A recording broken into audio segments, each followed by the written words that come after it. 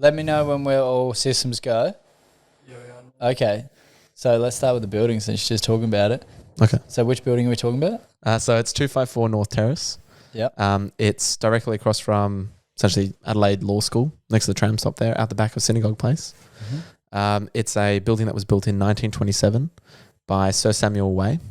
And I became the chairman of the property trust that owns that building. And it's a heritage building and requires about $8 million worth of work on it. That's a lot of work. Yeah. So when I came in as chairman, it was really, we had two options. We could, we had three. We could keep doing what we're doing, we could sell it, or we could develop it. So I put together all three options. The difficulty with that site is because there's a great hall out the back, which is beautiful. But essentially the entire building doesn't make any income because it has very high roofs.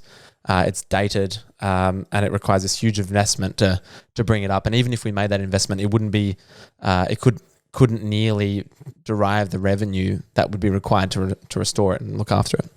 So I came up with a proposal to build a skyscraper, Adelaide's first skyscraper, and largely that would compose of a history museum, which would use the front entire tower. This is a large front tower, a 250 key hotel. 2 floors of premium commercial, which would be Adelaide's only AAA rated space, and then a public viewing platform on top. And then at the moment, we're looking at it standing about 180 metres tall. So if you look at the building next door, which is that white building, kind of looks like a woman. I don't know. It's got the curves in it. Yep. That's about 130. So it'd be another almost 50 metres on top of that. Ladies and gentlemen, you're listening to What's Your Voyage. I'm your host, Hamish McLaughlin-Lester. We have Owen Haig on the video, and tonight we have Henry Davis, the G'day, lawyer, thanks for having me. the magician, the man that is on a mission to make a difference to the city we live in and what appears with his ambition to the world through that. Well, yeah, I mean, there's a few things to ask about, that, because first of all, what classifies a AAA rating? Yeah. Please. Well, it's all the amenities that go with it, and then the type of commercial space it is and the quality. So the newness of the build, the size, the ceiling space, the ecology of the building. So we're looking at creating a 6-star rated. There's a challenge called the Living Building Challenge. So it's trying to make it as environmentally sustainable as possible goes into it, and also essentially the prestige within a city goes into making it that level of commercial value. And so we'll be looking at double-heighted ceilings on the 180 metres up, and there'd be only 2 floors of it. So is that 5-6 metre ceilings? Yeah, yep. 6 metre talls, yep. Beautiful, I like that. And then, Okay, cool. And the museum, what is this museum going to entail? So the museum, we're hoping, and this is not something that's finalised yet, but the History Trust of South Australia has been trying to get a museum of Adelaide's history, South Australian history. So the museum would be a MOSA, Adelaide Museum of South Australian History, and we'd be looking at about 8,000 square metres, and it's going to show the story essentially since colonialism going forward, or the story of South Australia, and I think that's well placed next to the Aboriginal Museum that's going to be built, and it's currently under construction just across the road. I am so keen for that. So you get like a before. Legit. Well, especially I had John Carty on the show, who's the head of humanities at the museum. Yeah.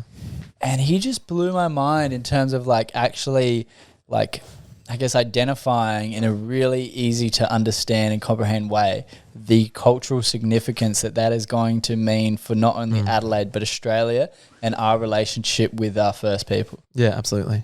And then also how awesome our First People are in terms of having these the longest record of culture of us in a single place with that is still existing today that we know of. Yeah, absolutely. Which is just the longest religious I guess art forms and whatnot. It's pretty cool. Yeah, and we don't actually really have a place to tell those stories. Exactly. And a location to do that. Yeah, and did you know we have over 2 million artifacts in airplane hangars? Yeah, so they built this, I think they spent $100 million or something, building these giant storage rooms for all of these artifacts. It could be like Matthew Flinders' left boot or something. Yep. And it's just sitting in a warehouse somewhere.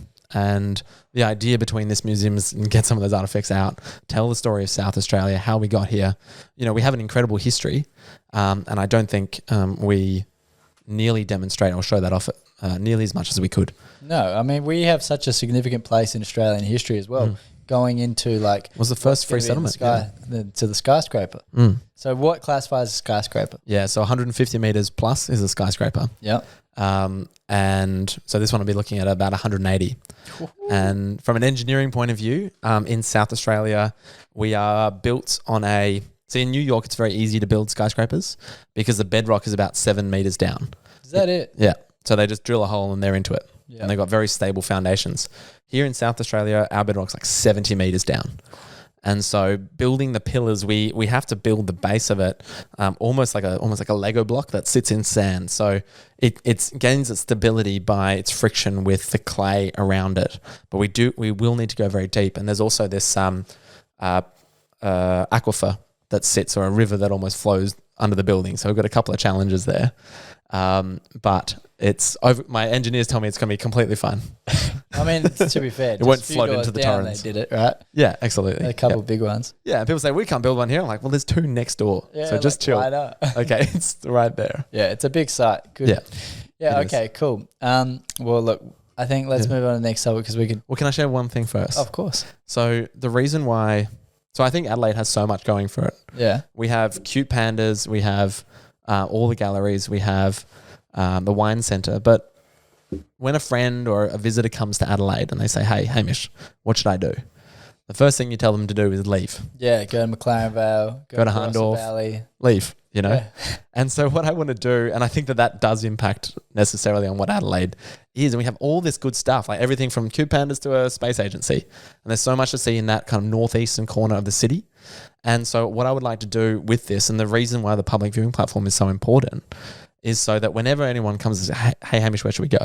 You know, go and see our history, go and have a croissant on the public viewing platform, learn about what's around Adelaide, and then go and explore, jump on the tram, go to the festival centre, walk down to the wine centre. There's so much in that corner. So I'm hoping, and then go out to McLaren Vale and Barossa, but at least see Adelaide as a destination that you actually go and visit. And I think people do.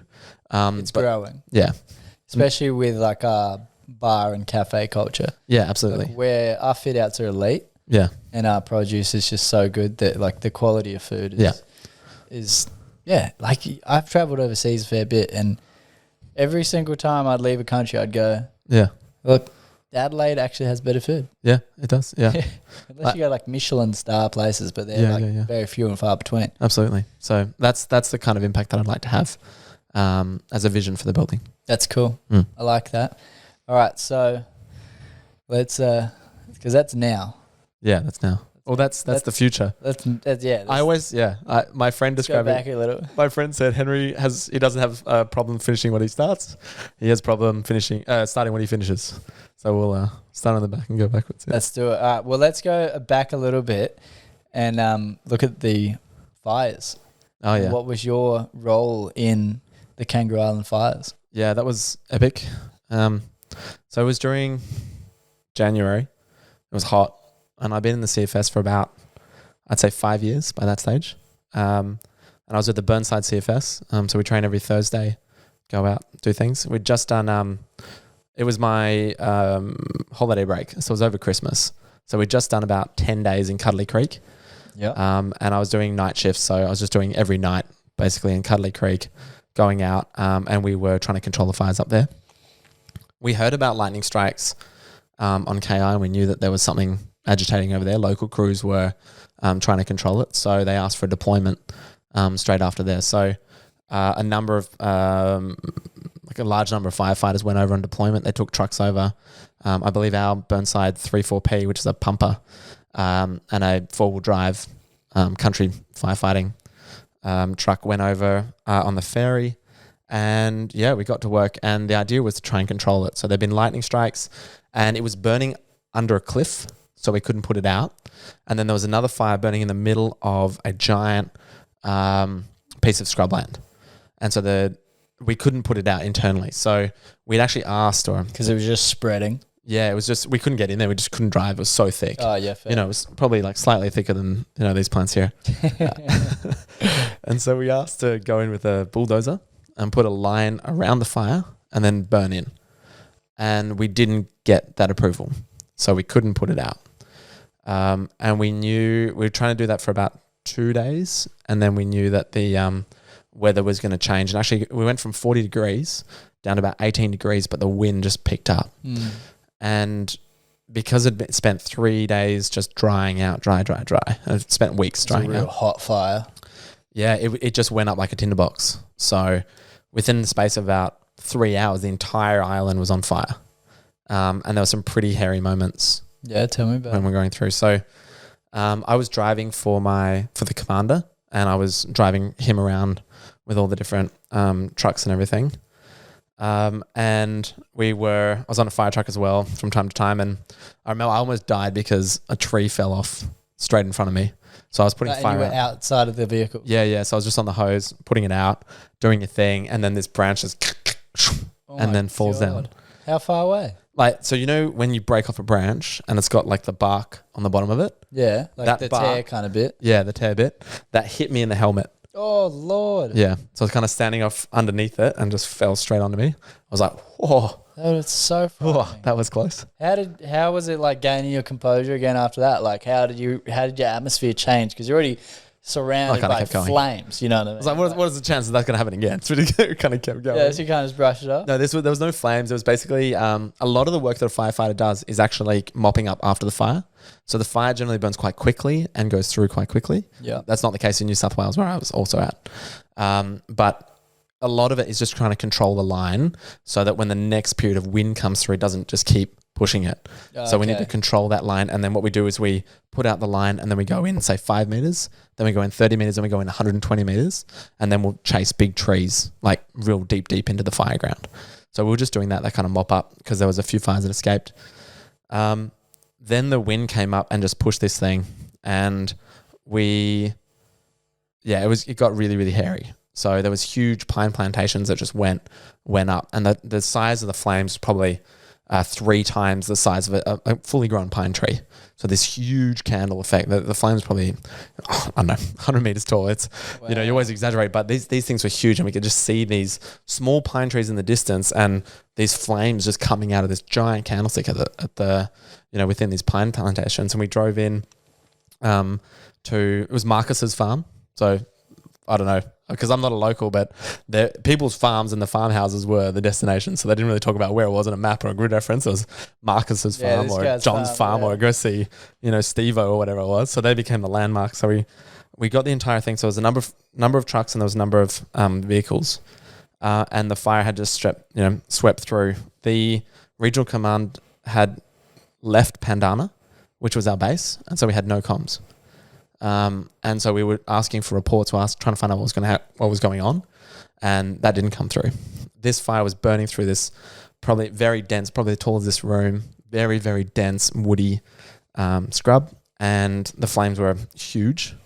And so we came into this farmland, we bulldozed, they had a bulldozer on site, bulldozed everything around this house, and we basically tried to hold up there. Yeah. And I was looking at all this bulldoze stuff. I'm like, yeah, that's going to go up. And we didn't have enough water to really look after it. So I put in the call, say, hey, might not come back from this one. And said, bye, and call my mum. And then, the fire started coming over, and we started... what was that like? Yeah, that's a fun one. Yeah, it was like thinking that, hey, you actually could die. Like, what was that? Yeah. It was weird. Yeah, it was, I don't know. It was strange. Like, it's the weirdest thing, because I was trying to stay calm, and my mum was like, yeah, okay. No, you're not being serious. I'm like, no. He's like, no, you're overplaying. I'm like, no, it's pretty bad. There's actually, we could hear on the radio the other trucks that were stuck. They were in full burnover. Burnover is when a fire goes over the truck, and they'd been stuck in burnover for about 45 minutes, and they couldn't. Normally it's about 2 minutes, 3 minutes. And it was just burning over the top of them. Yeah, they were just they were in a fire. That's fucked. They tried to get out, and they were just like, we can't get out. It's so freaking hot. And so we have these sprinkler systems. They're just stuck in the trucks. Yeah. Well, and there's a sprinkler system that covers the truck. Yeah. And like a little force field of water. Yeah. And oh my Lord, that's pretty cool. Now that will last about 3 minutes. Oh no. And so the only reason why they got out was because they'd plugged into 20,000 litres of water, so we could hear this all on the radio. My commander just realised that his house had burnt down, and his dogs had died. Oh no, not the dogs. And he was like, oh yeah, cool, my house is gone and my dogs are dead. because we were looking at earlier in the day leaving and looking after them. And I'm like, buddy, I'm not sure we can. You're the district. You're in charge of this district. You need to think carefully about what happens if we leave. And yeah, we were in charge of this farm, and then put in that call, which was pretty emotional. And then luckily the wind changed. So it changed about 30 degrees to the right, and then the fire burned itself out, and we left. We could get out, and so the fire had gone through, and so it was through the road. So it completely cut off, and it didn't actually hit the farmhouse where we were through. We started driving down the road, and there was death everywhere. So there was cows, kangaroos, koalas. They're just covering, Just charred. just bodies, like massive bodies, and you can see them at night. And we're just looking outside, and Because there was a glow from the fire. yeah. And you see these black, shapes. We went past a truck that had dropped its trailer, and it was full of sheep. I mean, they were all dead. And it was just in a box. Sorry, They all died together. Yeah. Oh, because the what a sight. yeah, and then we found a car that was on fire. So you can't drive through smoke because it will put your engine out because it needs oxygen. So when you have thick smoke, your car turns off. So the fire trucks are equipped with scrubbers that actually keep the engine going. And we never ever turn off. Once we're on the fire ground, we never turn off our engines. So once we turn it off, you probably can't turn it back on again. So that we looked at this car. We didn't see anything in it. Looked in the driver's seat. There was no one there. And then we drove past, and we were basically weaving in between bodies the whole way. Not humans. Well, the next day we found out that a father and son had died in the car. Oh, no. And so the son had tried to run, and he ran out the back, and the father was in the back of the car. And so they were actually trying to get back to their mum and wife back on the farm. So we're basically going through, and so one of the bodies that we were dodging that I thought was an animal was the son who had died. The next 3 days were essentially clean up, so we're going and defending the lines. Thankfully that kind of hit everyone, I think, a little bit deep. Then the next time we would just go out, there was just everything was burnt, and there was a number of quite a few livestock that were still alive, but they were burnt really badly.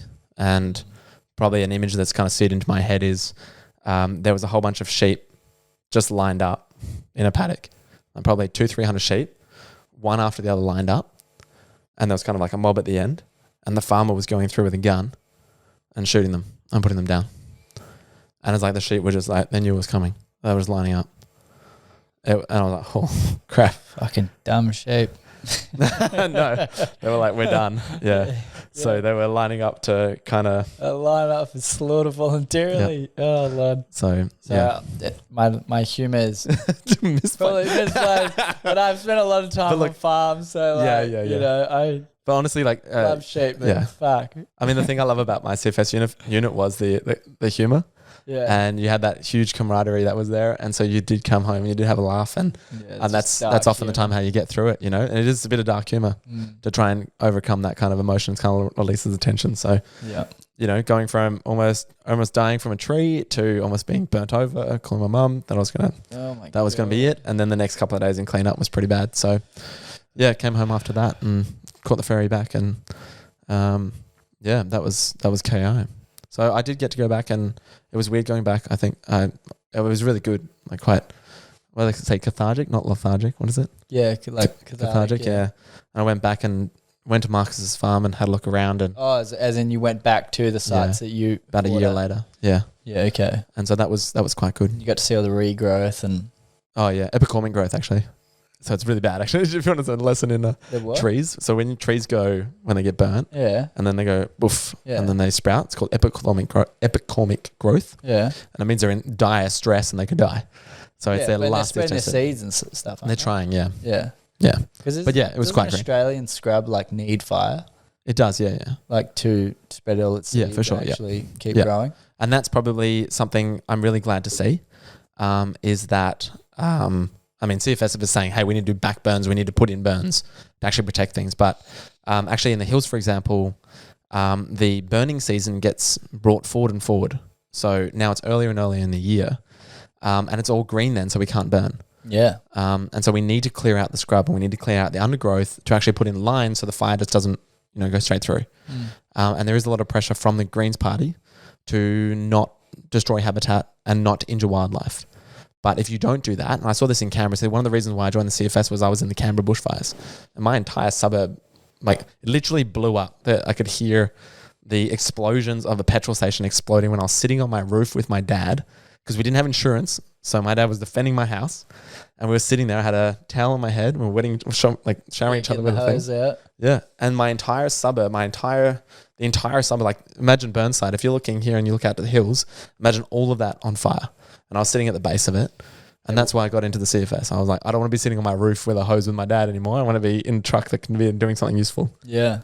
But they've been trying to put in backburns to actually, that risk had been identified, and the Greens Party were refusing that, and that was a real problem. And it's this, it was just unrealistic.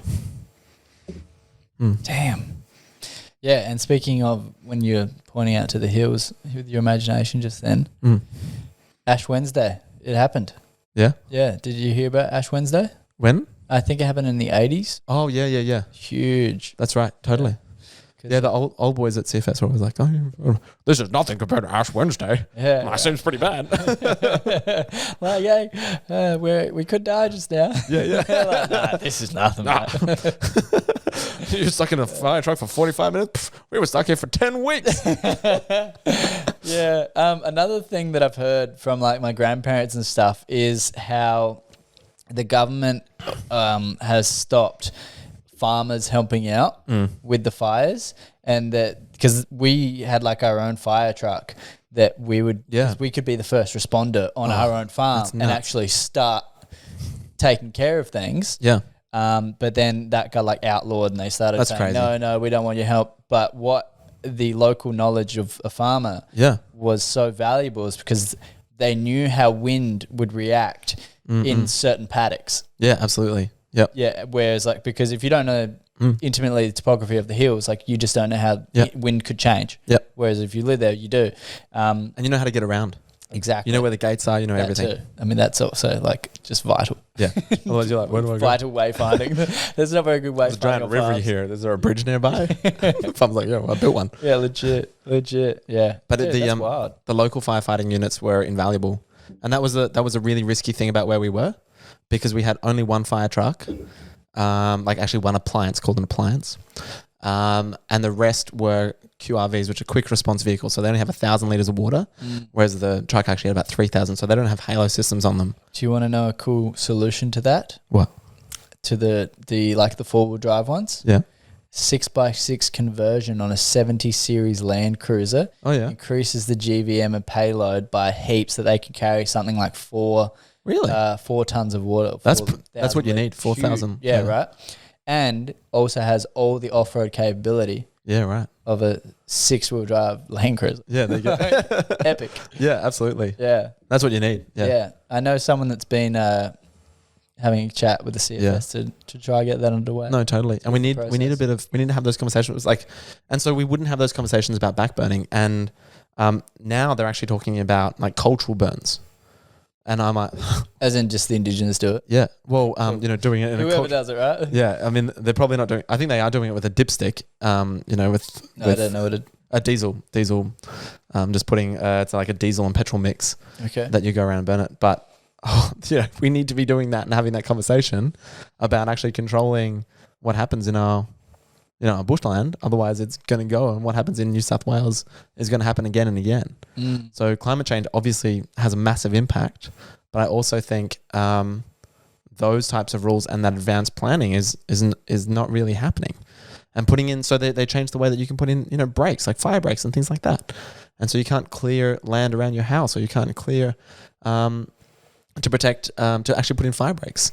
And that's what's going to save the properties, and that's what's going to save.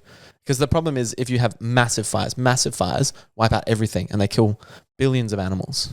But if you have controlled fires every now and again, they do get away. Yeah. Yeah, they have a chance. They have a fighting chance.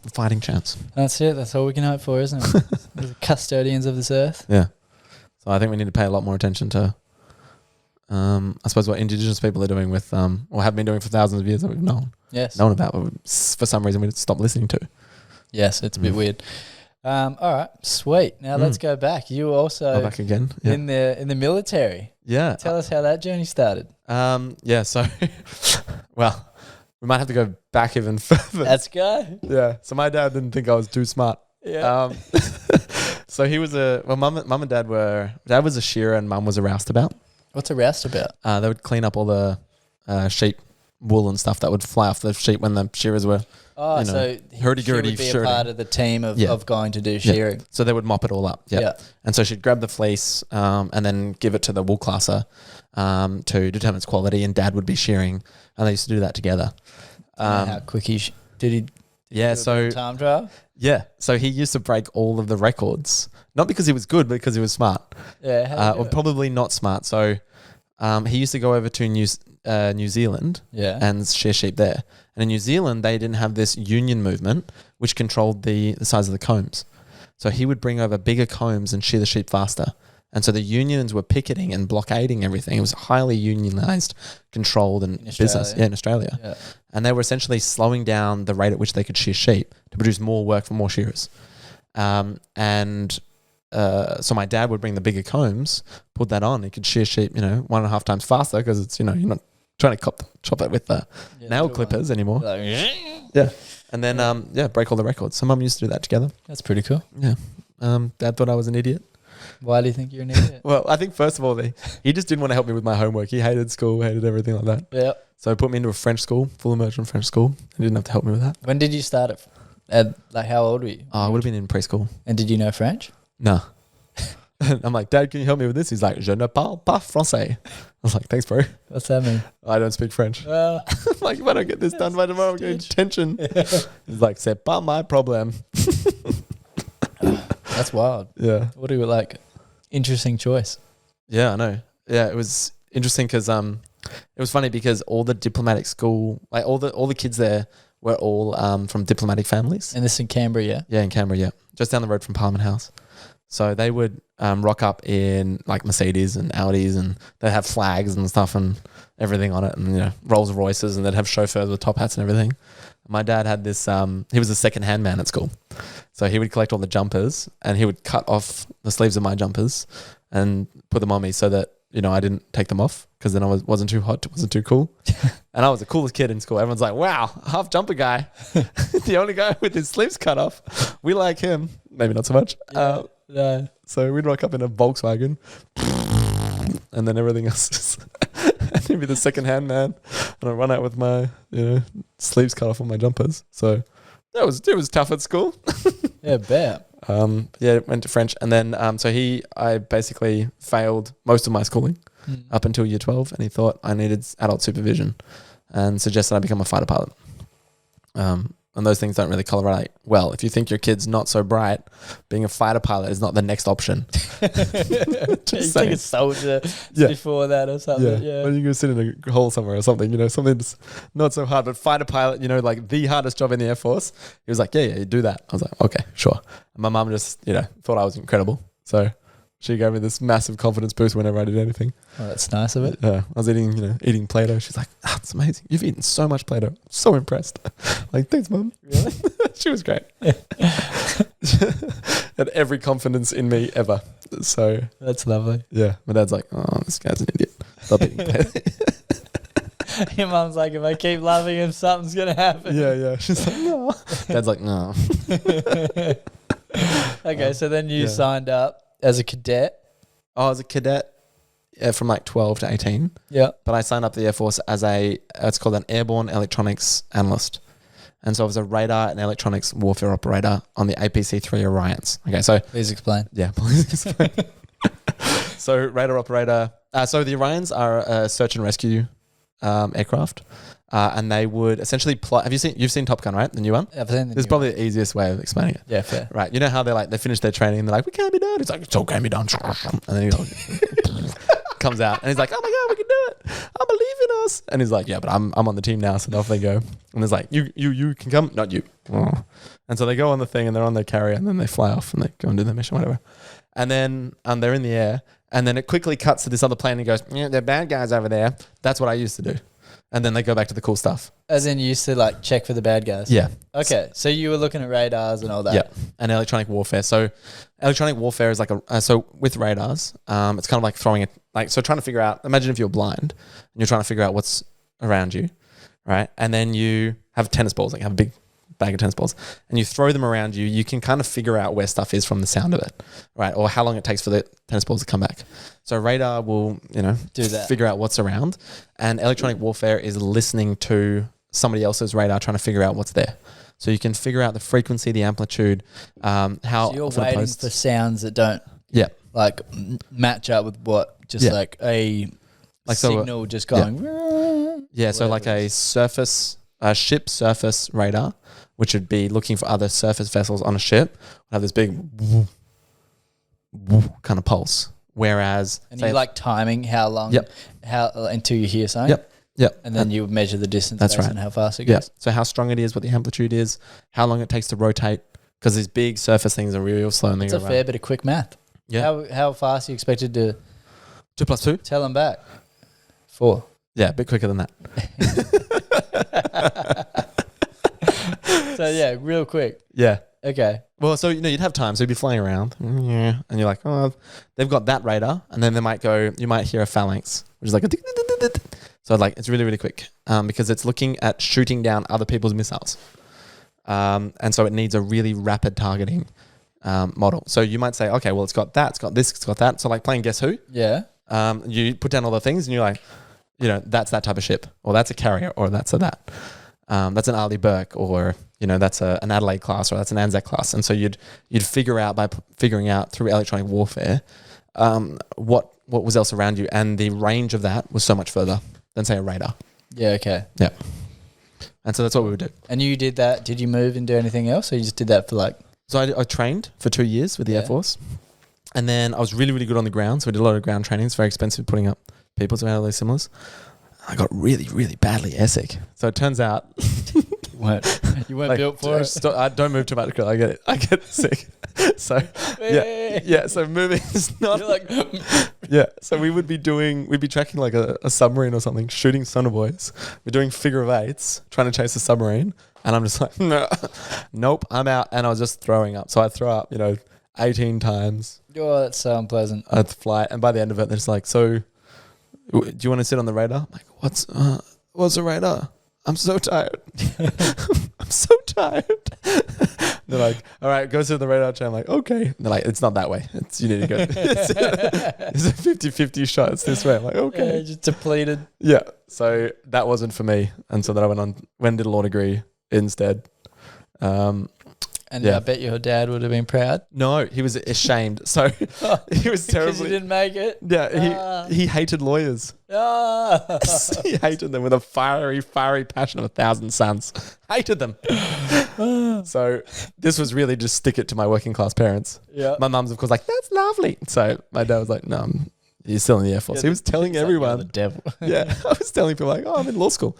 And then 2 weeks later, I'm like, oh, I thought, but your dad said you were still in the Air Force. I'm like, no, I've graduated from law school. So no, he was terribly ashamed that I mainly did it just to stick it to him. Okay. Yeah. Well, it seems to have worked out. And then tell me about your law career. What have you done there? So there's 2 certainties in life, death and taxes. Yes. So death, not so fun. Taxes, very fun. And so you don't usually hear that. Henry Davis makes tax law fun.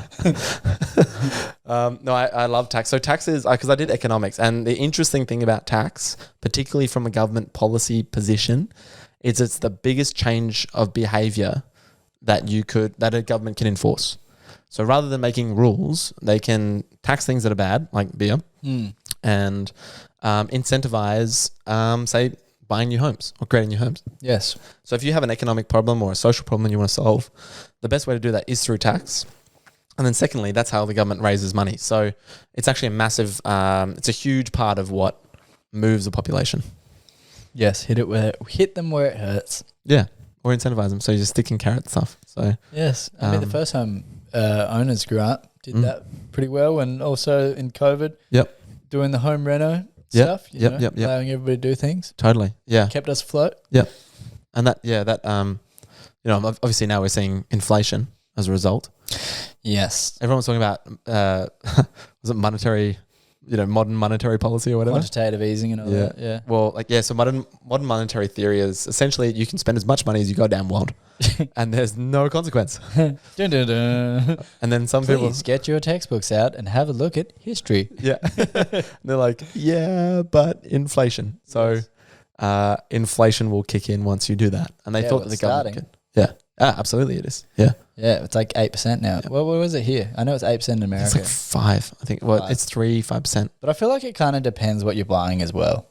Because there's a lot of things that have just gone up like in lettuce. price. Heaps. Yeah. Like lettuce. But I mean, that's also due to floods. Yeah.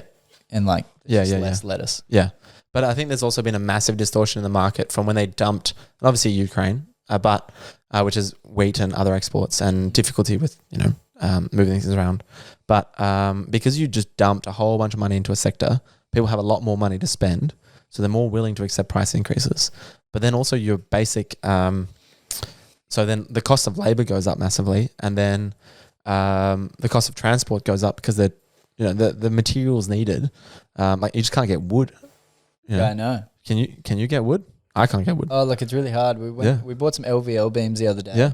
Like 4 of them. We got them secondhand. Not that they'd been used yet, but like the primary person that you get it from didn't have any left. They're like, and they're like, okay, who'd you last sell to? Totally. We called them and they're like, do you have any left over? And they're like, actually, we do. And then we bought 4.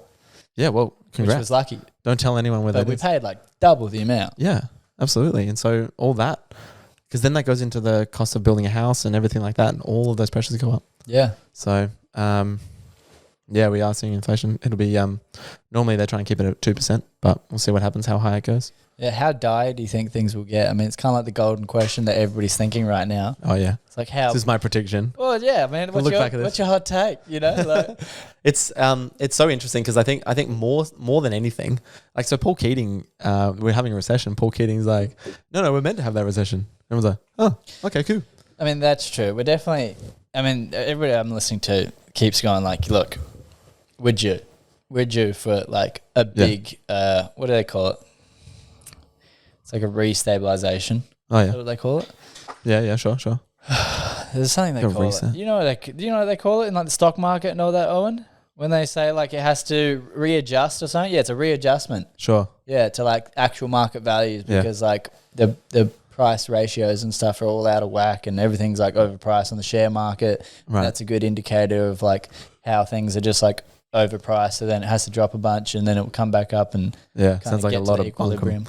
You know what I mean? Like, I think people just say this to try and calm a bear market and stop people from selling everything.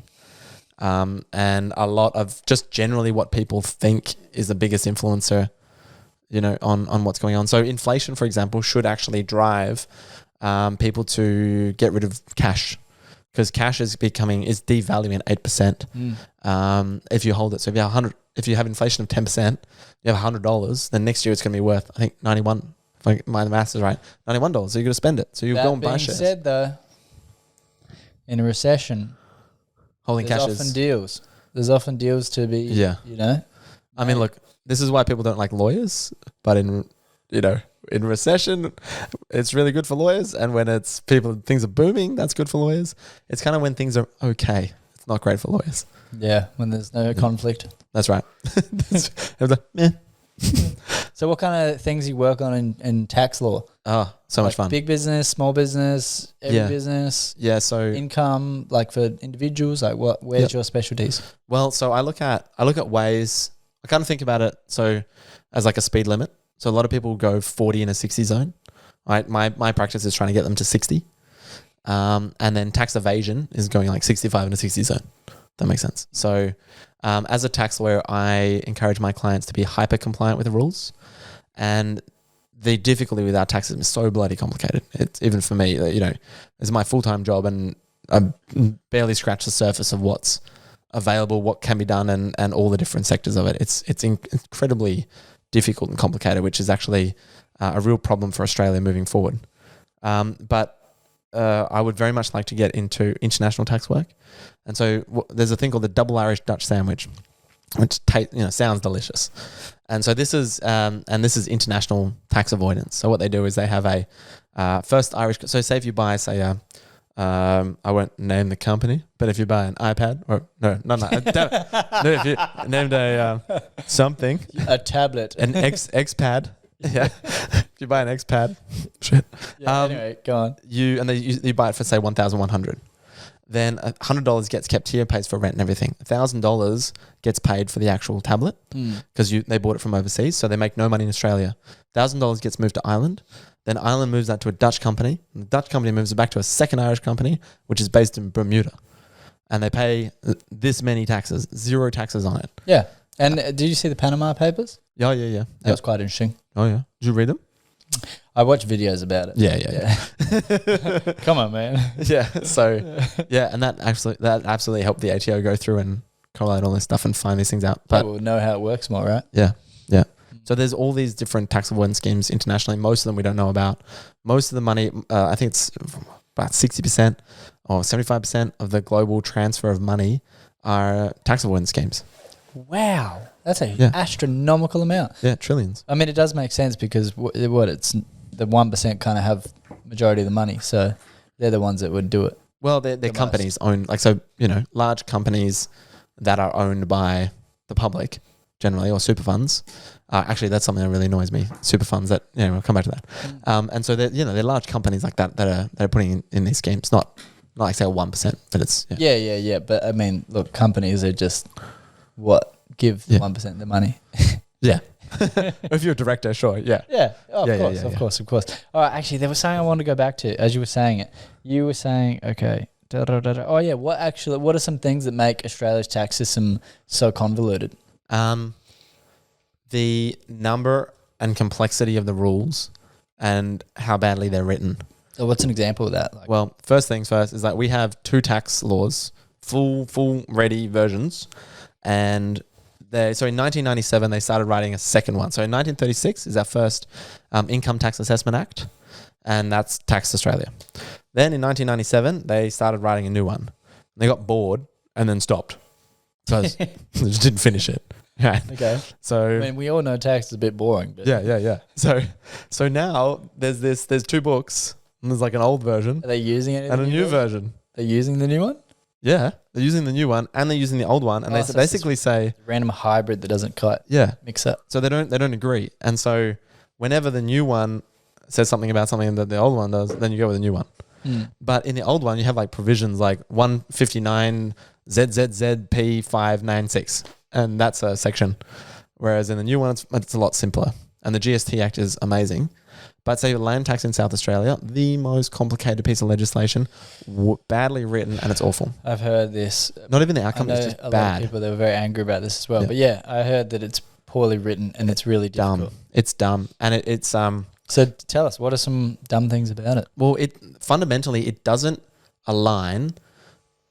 So I believe that fundamentally there should be 2 types of taxes. There should be behaviour changing taxes and there should be revenue raising taxes. And never the twain shall meet. Don't do both at the same time because you'll get very confused. And this is where loopholes happen.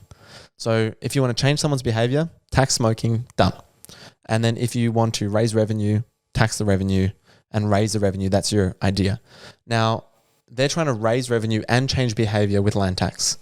And the way that they've done that is completely to misalign a federal tax system and a state tax system, so they're misaligned. So the basic example of that is you would normally want to buy property in a trust. Right? This has been around for hundreds of years. This is what everyone should be doing.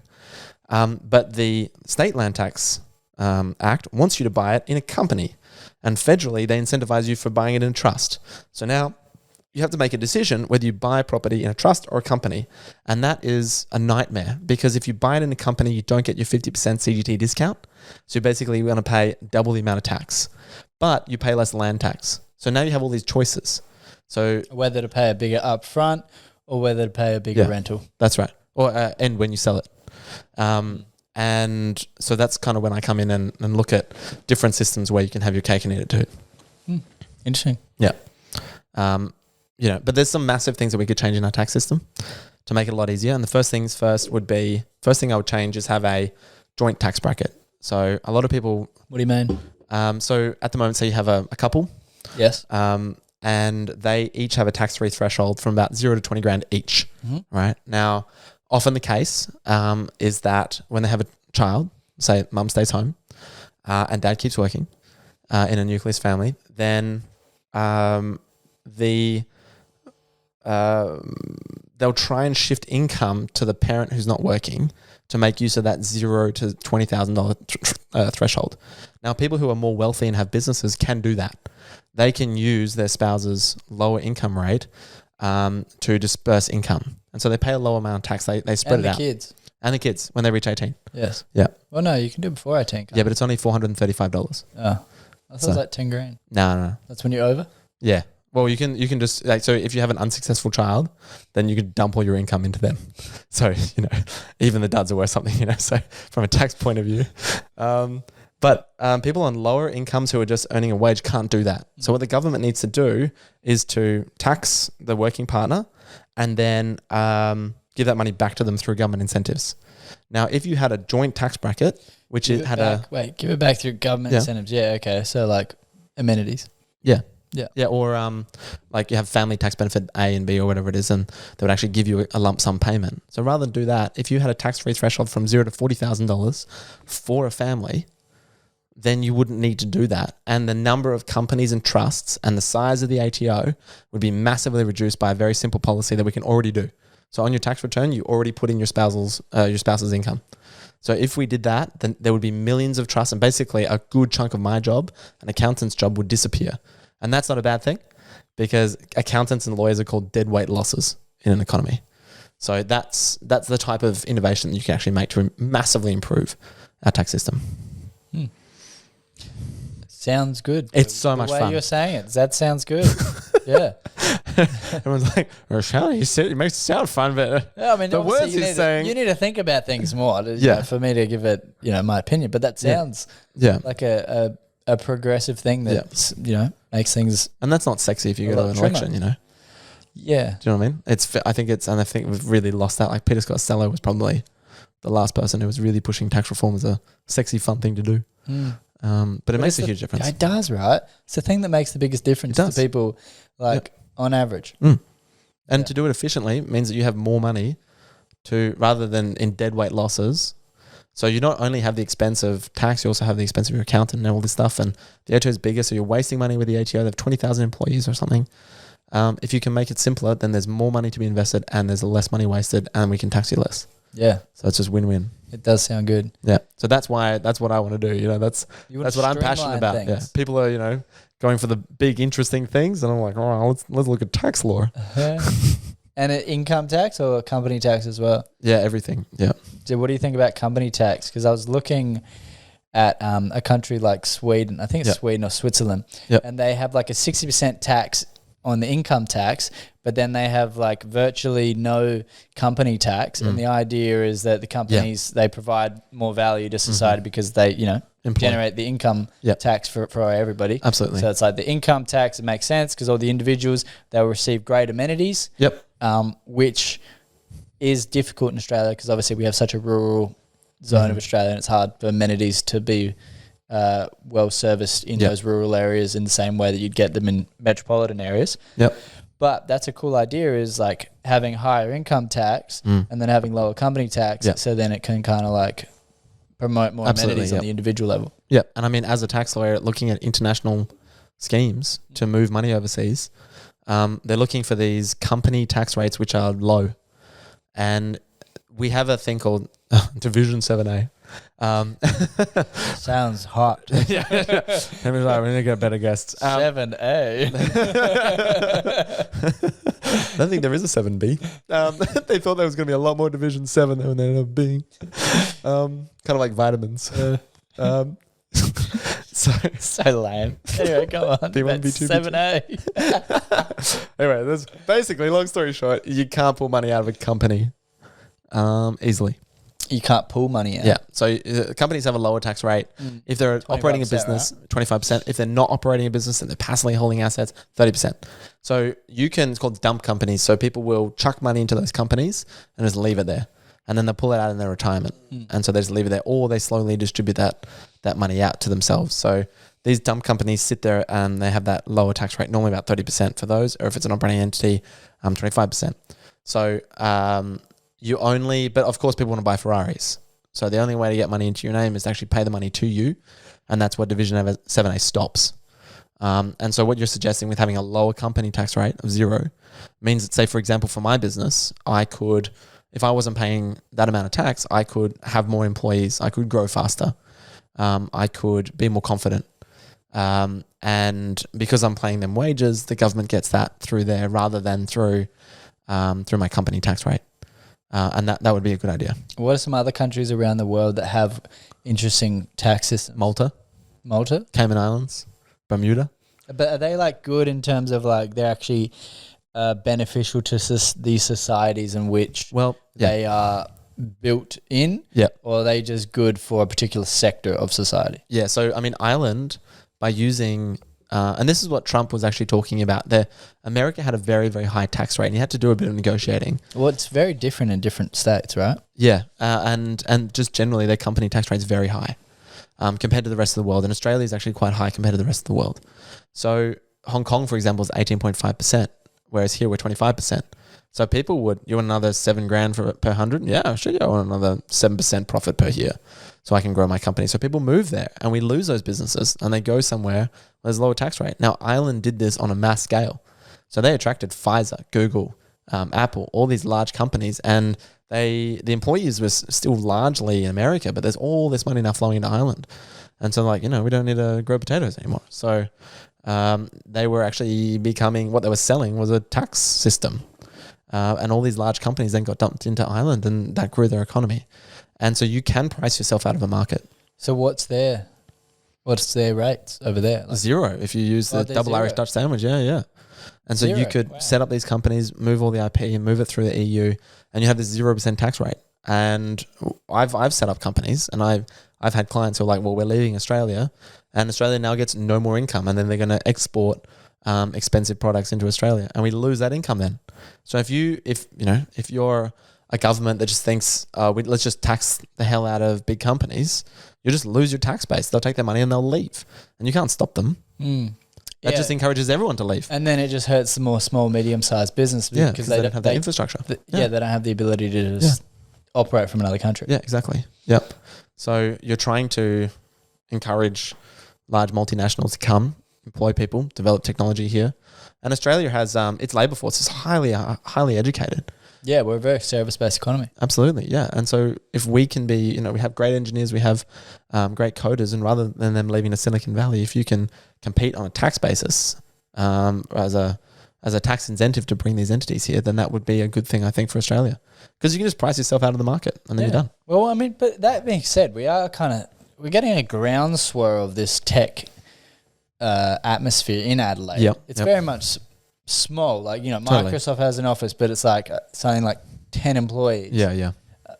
So it's like they're like dipping their toe here, but they're not going full. And do you think that is purely because of tax, or do you think there's a few reasons for that kind of thing? I mean, they're established elsewhere.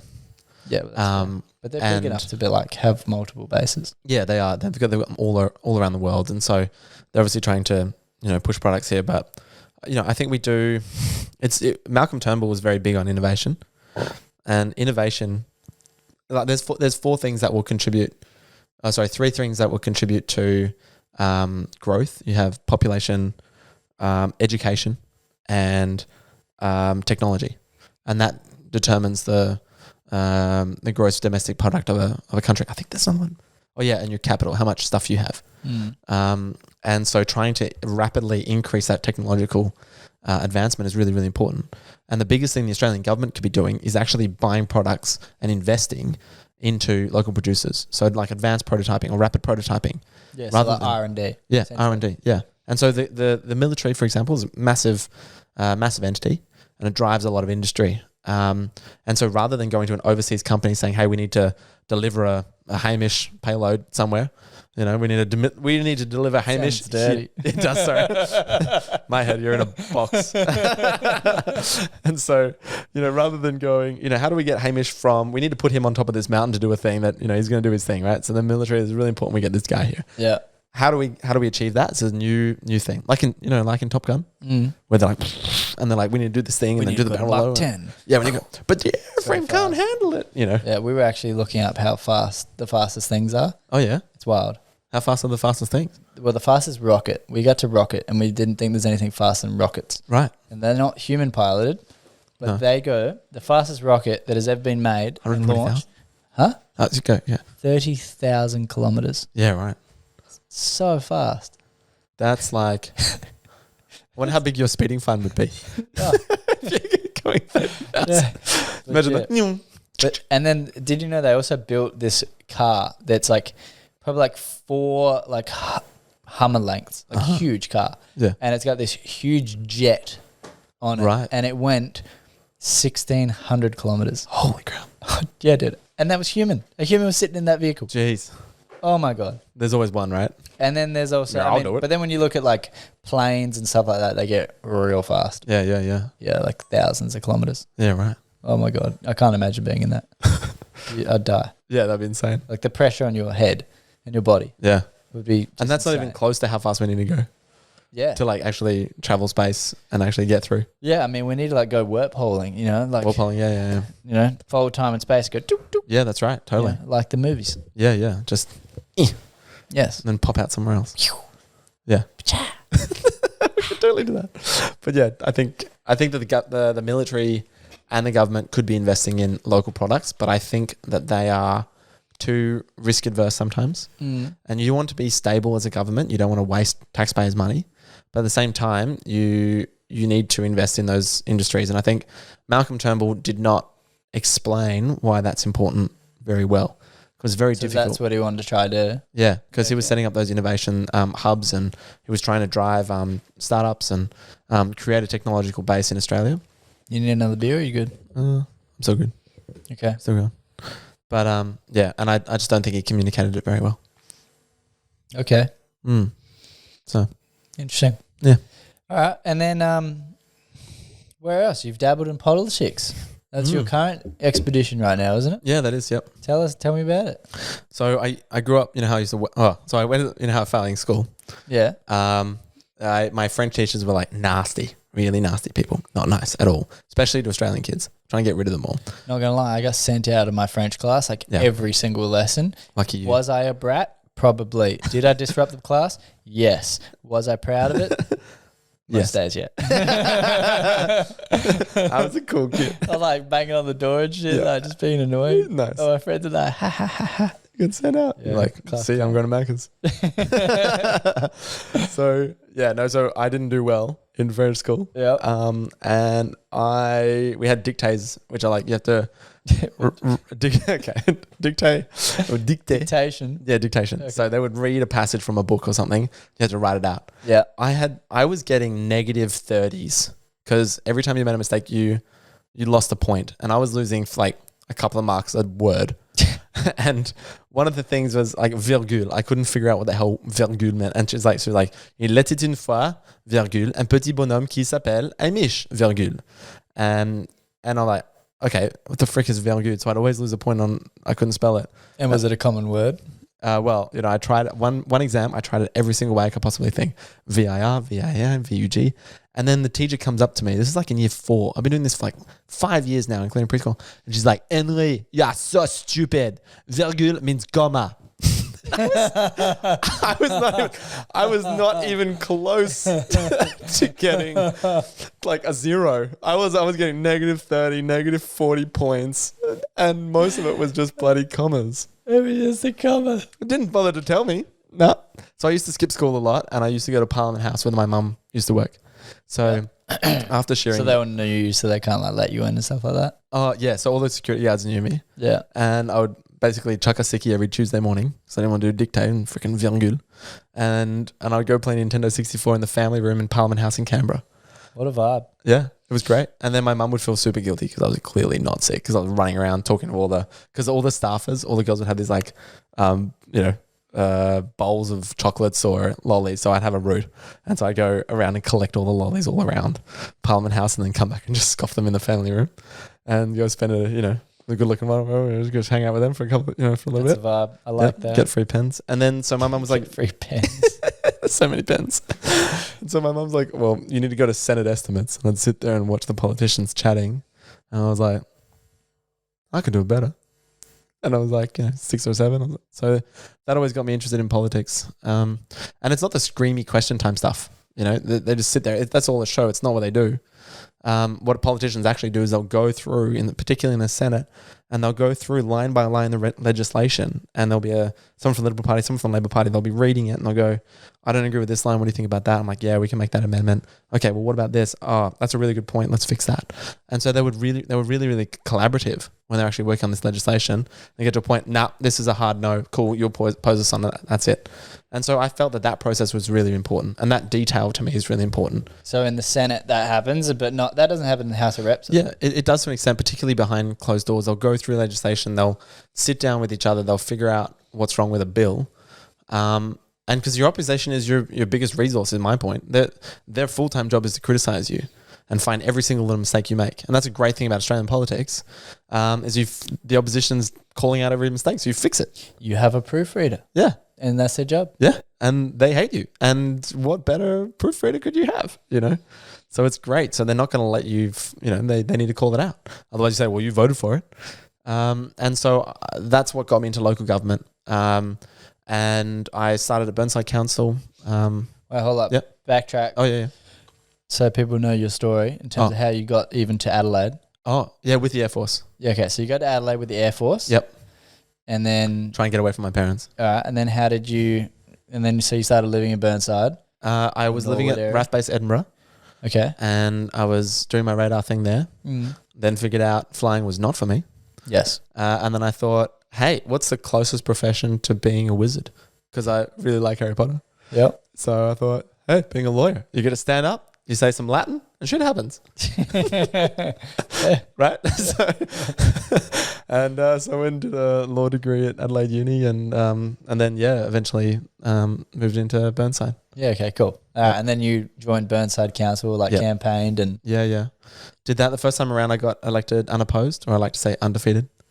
And then the next time around I had a bit of competition and did quite well. So, did the whole thing. And one of my big policies was, hard rubbish. So everyone in Adelaide probably hates me for this. But everyone in Burnside, obviously I was living in a crappy little flat. And it was freezing cold and not great. It made a Besser block. But everyone, a lot of the wealthier people live in Burnside, and so they were putting out their furniture on the road and people would come and collect it. And so I stopped that because a whole bunch of people, there was a huge amount of uptick in crime. All that furniture, what was actually happening, I saw this, a truck pulled up, had a whole bunch of concrete, and it just dumped all this concrete onto the verge. Yeah. And so it was actually costing us $400,000 a year because of all this additional rubbish that was getting put there. There was a massive uptick. Waste. Yeah. And people just dumping stuff there. Yeah. So and there was a bit of a reuse and recycle. And so one of the things we wanted to keep that going is that reuse and recycle. And so we would actually contribute that hard rubbish to, because it's quite nice stuff there. We'd, donate to the Salvos or try to set up a system there where we'd actually give it to the Salvation Army or different reuse and recycle ventures. And it saved us about, So how's 2%. That facilitated now? Like you call and collect? You call and collect, just like the rest of Adelaide. Yeah, okay. Yeah. So that was the most hated thing, but that I've done. I remember going around Dulwich when I was a kid. Yeah. Because I had some friends that lived there. Yeah. And it was always fun when it was hard rubbish time because you just go find things. Yeah, sorry. Yeah. Sorry, future kids of Adelaide. But, maths and costs. So. Fine. Soz. Yeah, Santa Claus costs too much, does he? Yeah. Santa Claus for the broke. Yeah, basically. And I know a lot of people have furnished their entire house off hard rubbish. I know. It's a good thing to do. Yeah. It's fun. But it was the right decision. But then I've done, council's been great. It's been really good. Can I tell a bit of a story as well? Of course, that's what we're doing. So I've done some large projects like the McGill Village project or Kenzie Gardens Reserve, about $7 million each. They're quite large, but you also do little things as a councillor that you wouldn't get from the federal estate. So I had a resident call me up and they were saying that the garbage truck was not picking up their rubbish. I called up council and said, come pick up my rubbish. And they said, no, you need to put it out earlier. We can see on our GPS data that the garbage truck's gone past your house and no one else has complained. So get up early and put your bin out. Called me. And he's like, I'm like, fine, I'll come and meet with you. So I sat down meet with him. I did not like this guy at all. He was rude. He was abusive. Wasn't a nice guy. But I believed him. I believed that he had done it. He put it out the night before. And so I went and checked every single rubbish bin. I went door knocked, checked every single rubbish bin on his street and the streets around it. And I figured out that his entire laneway didn't get their rubbish collected. And then I went back to the administration. I said, this entire street doesn't get their rubbish collected, not just this guy. And they went, oh, crap. So they went back to their GPS data. And what happened was that the garbage truck has a GPS in it and tracks where they go. They turned it on the wrong point. So it looks like that bit of the stretch of road had been collected. And so, I didn't get a thanks. I think, well, that's your job and blah, blah, blah. But still, I was able to help that small community. And you do everything from that to, building wetlands and trying to improve the health of the torrens or, putting pressure on, Boral or quarries to clean up their act. But it's everything from tiny things to big things. That's what it is to be a councillor. Yeah, cool. Interesting. And now...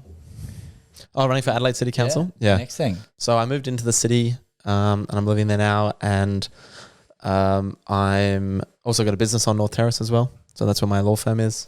So I thought, I've kind of completed everything in Burnside. I didn't really have a vision for it. And so I could sit around and not contribute, but I do have a vision for Adelaide and what it could be. And so that's why I decided to put my hand up for South Ward. And what does that look like? Your vision? What's your vision, man? What's your vision? What's your vision? Well, so tax law. No, you don't get to do tax law in the city council. Just rates. Yeah, so rates are... Yeah, I mean, it's for tax, right? Yeah. It is a tax. So... do you have actually rates laws that you want to change? What do you want to do there? Okay, so look, it's not so fun and fiery, right? No, tell me. It interests me because that's my... Yeah, area. for sure. Yeah, so on Burnside City Council, what most other councils do is they say we want to provide these services, so we need this much money, and that's how much we're going to tax you. In Adelaide City Council, that taxation then gets spread across the houses across the city based on the value of the property. Okay, and in the city, that's not what happens. So first of all, they tax a percentage of the value of the property, and then they also have an offset where if a property can earn more rental income, then they tax you more. So, or they charge you more in rates. So if the valuer general goes through and reassesses the entirety of the council values, and it all goes up by 10-30%, your rates go up by a similar amount. And so from 2018, they were collecting 100 million in rates revenue, and today they're collecting 123 million. So it's actually a significant increase, about 20%. I believe that they should be figuring out how much money they want to spend on what, and then peg that increase per property to LGPI, which is the local government price index. It's separate. It's like a CPI for government. So government doesn't buy apples and bananas and fuel. Well, they do buy fuel, but they don't buy, say, household goods. So CPI is not appropriate. They buy gravel and asphalt and fuel, and so and employees. And so LGPI is a measure of how much inflation or increased cost pressures on council are. So I believe that we should be going set our value and then increase by LGPI each year. And I think that would give a lot more stability to Adelaide residents. Fair. So sorry, that's complicated and boring. No. That's not for me. And that results in savings? Yeah. And it's I believe that it would put it kind of caps it to a realistic value. But what about, because obviously the city council, and this would probably be the counterpoint to it. Yep. City council has bigger projects, so they need access to more funding to be able to do bigger projects. Oh, totally. They can do that. Yeah. So how does that work into that conversation? Yeah, so you set your budget for what projects you want to do. So if you want to contribute money to the fringe, have that in your budget. And so wouldn't that mean that every cycle the amount of your rates would change depending on what kind of government you have?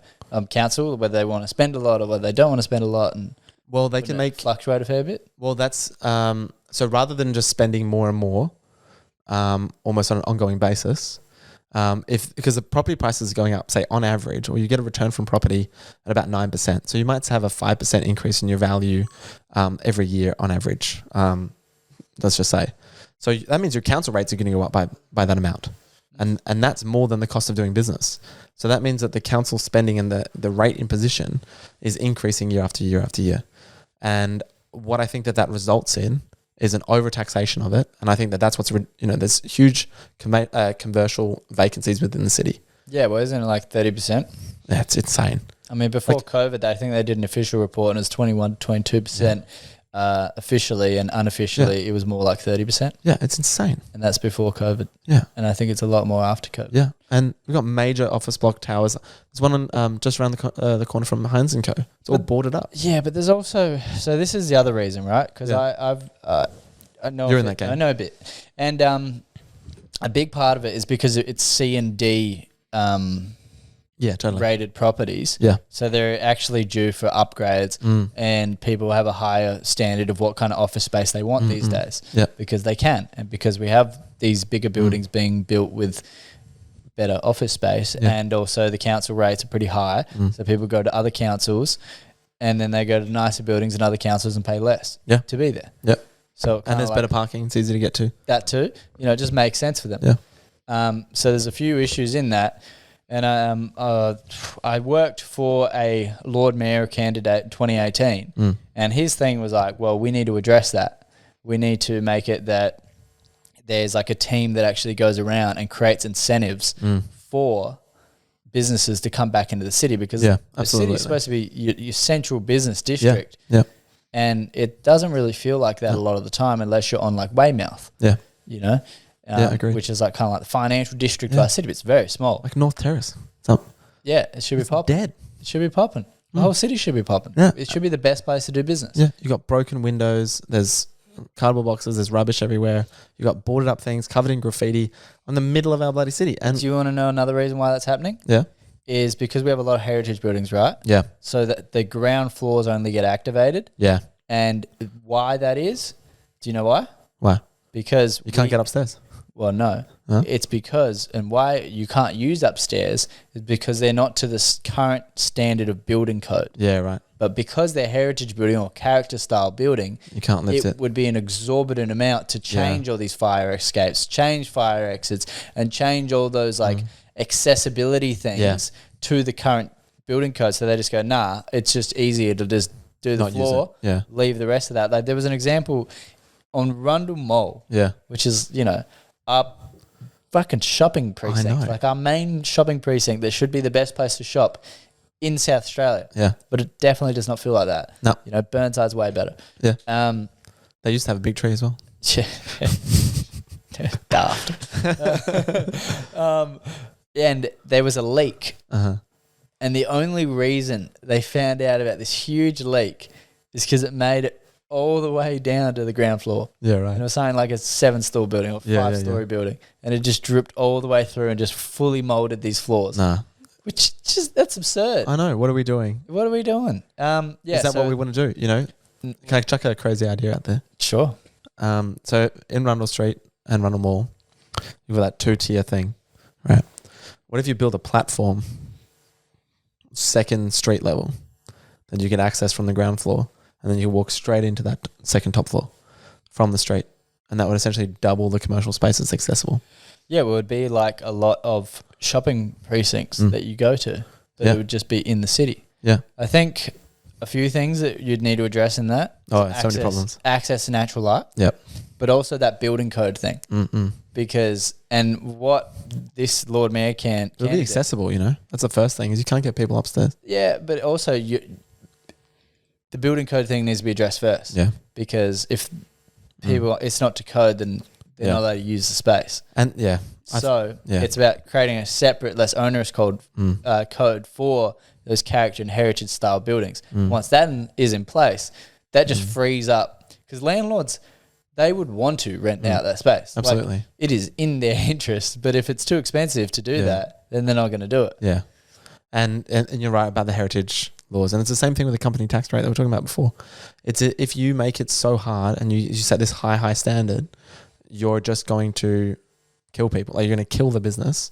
You're going to kill the value of the property, and they won't be able to invest in it, and it will just sit there and rot.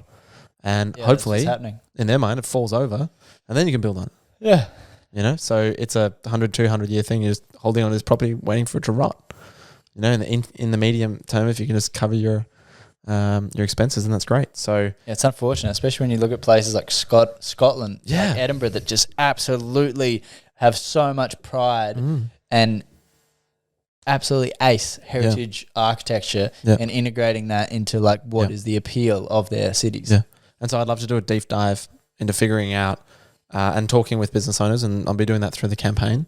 So seeing how we can activate our heritage, because there's nothing worse than just letting it all fall down. And I know that from my projects, is I don't have $8 million to spend on this building. And so if you are reasonable and letting me develop it and actually put something there, we can preserve the vast majority of it, and we can actually reinvest and make that heritage great. And the other thing is with this, there's actually 44 other buildings around, which are heritage listed buildings, that the income that we can derive from this building, we can actually then go and lift up this. And so that's the thing with owners as well. If they own a number of these buildings, and then they start to earn income from one, they can actually put in to the more precious heritage that we have. Otherwise, we'll just lose it all. Yeah. It'll all rot. That's fair. Okay, so what else are you into with that? What else is your vision? Oh, The vision.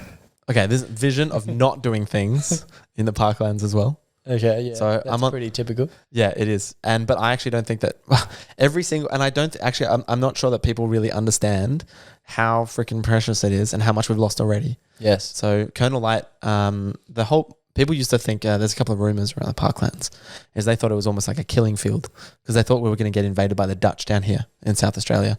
So they thought that they were going to put this ring around it, where open space where people would have to run across, and they could, mow them down as they attacked Adelaide. That was the idea, and there was forts and things. Actually, Colonel Light, coming from London and coming from that dirt and smog, wanted to give every person who lived in the city access to nature.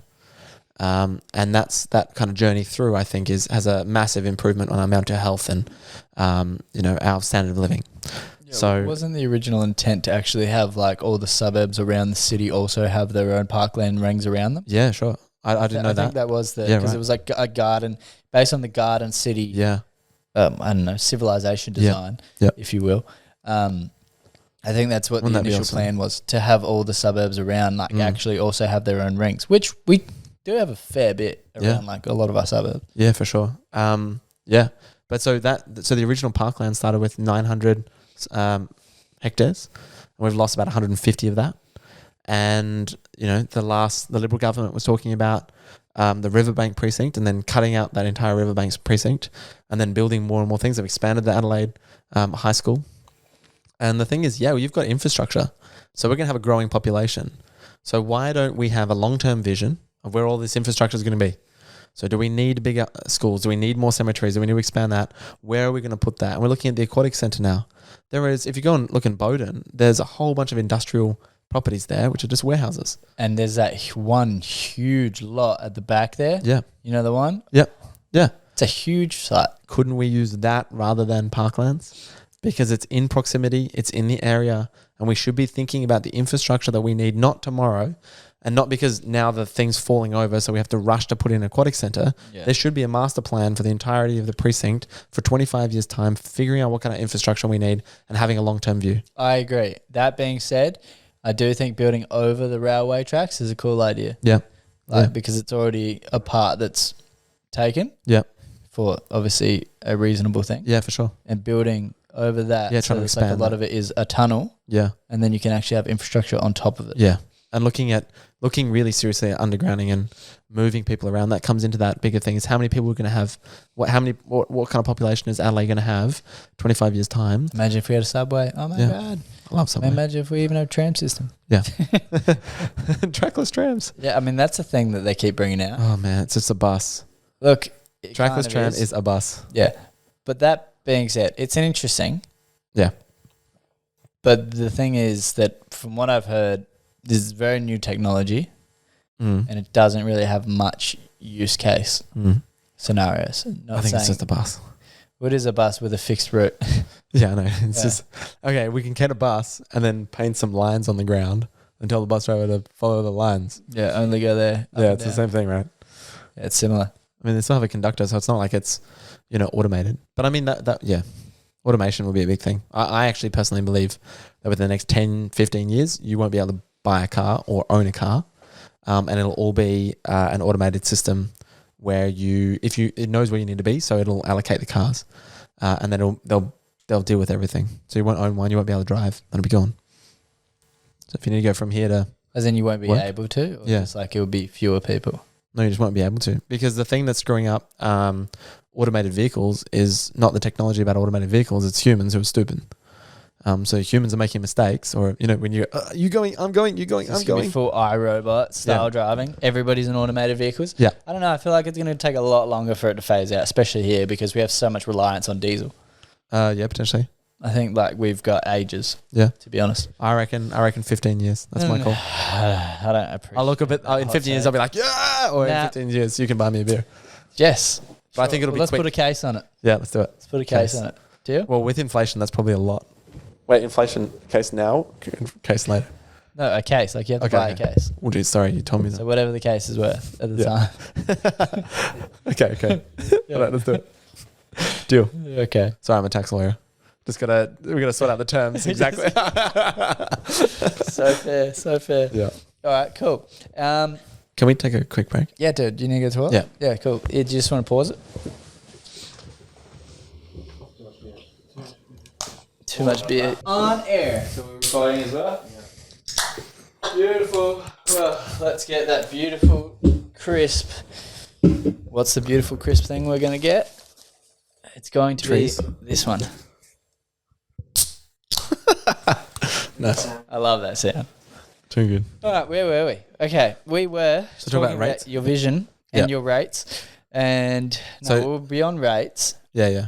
We're talking about having a second parklands, story. And the parklands. We're talking about the parklands and the city design, having a master plan. Yes. Yep. So in terms of like the economics of it, fixed rates increases to LGPI, have a $2 million surplus or say 1%, and then be able to pay up all debt within 15 years. Those are my three key metrics that I would like to see the budget come into. These are significant policies. Yeah, I've got lots of content. These are no fluffy policies at all. Like these are some hard-hitting, analytical, reforms more than policy. They were reforms. I think, and so you get the fundamentals right, and then you can do so much more. But I've got some fun stuff too. Yeah, cool. Let's go. Actually, it's not that fun. It's talking about bins. Actually, rubbish is kind of a thing, right? There's three, roads, rates, and rubbish, right? And I think focusing on, see a lot of councils go off and talk about, we don't support, the current war or an intended war on Canada ever. It's like, what are you doing? You don't set foreign policy. Why are you getting involved in all these issues? Focus on your core things. That's your patch and you've got enough to worry about. And that's very much what I'm about. So when it comes to rubbish, and we talked about hard rubbish before, I want to look very seriously at smart city technology and bringing that into Adelaide City Council. So smart city technology and the Internet of Things is connecting stuff together and collecting data and then using that data to do things more efficiently. So every door could be a thing. Every bin is a thing. And you collect data about it. And then from that data, you can learn a whole bunch of stuff. So, for example, just a simple example, you can put sensors on the doors and then you can figure out how dirty, say, a room or a meeting room would get depending on how many door opens there are. And you wouldn't do that, surely. Yeah, you would. That's so expensive. No, but what you do then is that, say, if no one's been in a meeting room for the last 2 weeks, well, the cleaners don't go in there. So you don't need to spend that time re-cleaning a room, for example. But how much is it going to cost for that fit out, and how much maintenance would you need to do on that? Well, just kind of blue sky thinking here, Hamish. Come on now. The other thing you can do. Pretty big fit out. Yes. Give me something more practical. So the other thing, well, it's actually just an electronic magnetic lock that's just saying on or off. Yeah, but so shit fucks up all the time, man. Nah, it'd be fine. It's all good. Dude. Technology doesn't break anymore. Real. Lights go out all the time, man. So the other thing you can do is put sensors in bins underneath the lid, and it shoots, infrared beam to figure out how full the bin is. So rather than a garbage truck coming around and emptying it every single week or every 3 days, you only empty the bin when it's full. As in for council bins? Yeah. So the ones on the roads. But they don't have lids on them. Correct. But you can, underneath it, you can figure out how deep, how much They don't rubbish have is there. lids. No, you put it underneath the metal thing. You know how you got the square Yeah. and the hole in the middle? You can put it under there so you can't reach it. So it just kind of looks down. Yeah, so it just shoots a beam underneath. And then that connects and that tells you how full the bin is. Now, the other thing is then that data starts to correlate. So if you know that a particular bin gets emptied in a certain way, that will then, near, say, a play space, which has a barbecue, depending on how many bin empties happen in a particular period of time, you know how full the gas cylinder is, because these things start to correlate now. And so then you don't have to go and replace the gas cylinder on a schedule. You can replace it as needed. And so you need a lot less resources and you can do a lot more efficiency. And there's things you can do with water as well. So you can actually put sensors in the ground to figure out when the last time it was or how wet the soil is. And so you only turn on the sprinklers when the soil has been, say, dry for a certain number of days. I mean, that would be good for the horticulture of the city. Yeah. That's definitely an interesting one. So we can save a lot of water, we can save a lot of resources, and then that can be put back into more useful things. I don't mind the gardening one. I think the bin one's a bit, how you going? The bin's amazing. I mean, I don't mind it, but it's like... It's exciting, Hamish. Get excited. How much is that going to cost? It's going to be pretty exorbitant fit out. Think There's a lot of about bins. Think about how long There it takes. does need to be more bins, though. Well, say you have a garbage truck, which is a massive vehicle. Seen first of all, yeah, seen them. So I've seen them. You've got like 3 crew on a garbage truck because they have to go through, pull it all out. And how long would it take to do each bin? Say 15, 20 minutes, and they do that. Well, they have to drive to it, have to get out of it, have to pull the bin out of the thing. Straight. Yeah, they go along the street. This is a private council bin, remember? Not like normal bin collection day where they just go through and chuck it in the thing, right? So they go through, it could be in the middle of a park, they have to spend that time, wheel the thing back, put it in the garbage truck, and then they do that 52 weeks a year for the next 10 years. So if you could halve the amount of time that they're spending doing that, then the resources involved in that is actually quite large. Yeah, okay. I can understand that. It's exciting, Hamish. Get excited. Yeah, I don't mind that. But how much would that kind of thing cost? The sensors can cost about $200 each. Yeah. Oh. And so if you think about the cost of a crew in the city of Adelaide, roughly, I don't know. What do you reckon? Like 1,000? Yeah, say 1,000, 2,000. 2,000? Yeah, let's go 2,000. Some 200. All right, so it's a $400,000 fit out. Sure. How much of maintenance per year do you reckon? Oh, so they stick there. They have a battery that just lasts forever. Like not forever. They last for years. I know, but dude, no, they just stick there. Things go wrong. You have to have an allowance for that. Well, double it. You've got to. Say 800 grand. No. You'd have to have like a on year. Like, hey, there's like 50 grand a year or 20 grand a year 10% that have to be allocated to that. Yeah. So say your renewal period, say 40 grand a year. Yeah. Okay. So you then have all that data that's coming through. You then, if you can reduce the amount of your collection by 30%, it's actually a huge amount of money. Yeah. Okay. Over a 10-year period. It's actually massive. That is an interesting perspective. So rather than doing that, we can have an extra festival that's not in March. And we can now afford to have an August festival. Whoa. Do you know, I think there should be. Do you know what I wanted more fringe to happen in my city? What? Sleepless night. What's a sleepless night? Well, let me tell you a story, kids. Yeah. So there I was with my friend George Alexander Mamalis. We were in Paris. We're having a good time. And we're like, oh my God, nothing's closed. It's like 12 at night. And then bam, the locals go, it is the Sleepless Night Festival. Huh? And they had all the shops open that wanted to be open. Yeah. They were all allowed to trade for 24 hours straight. Right. And they had heaps of all these big entertainment venues and stuff like awesome. that would put their hand up, and they'd have huge art installations and, concerts and all that all around the city for this one big night. sleepless night. And I figured the Adelaide version of that in our current climate would be from Rundle all the way to the end of Hindley. That whole long strip. Yeah.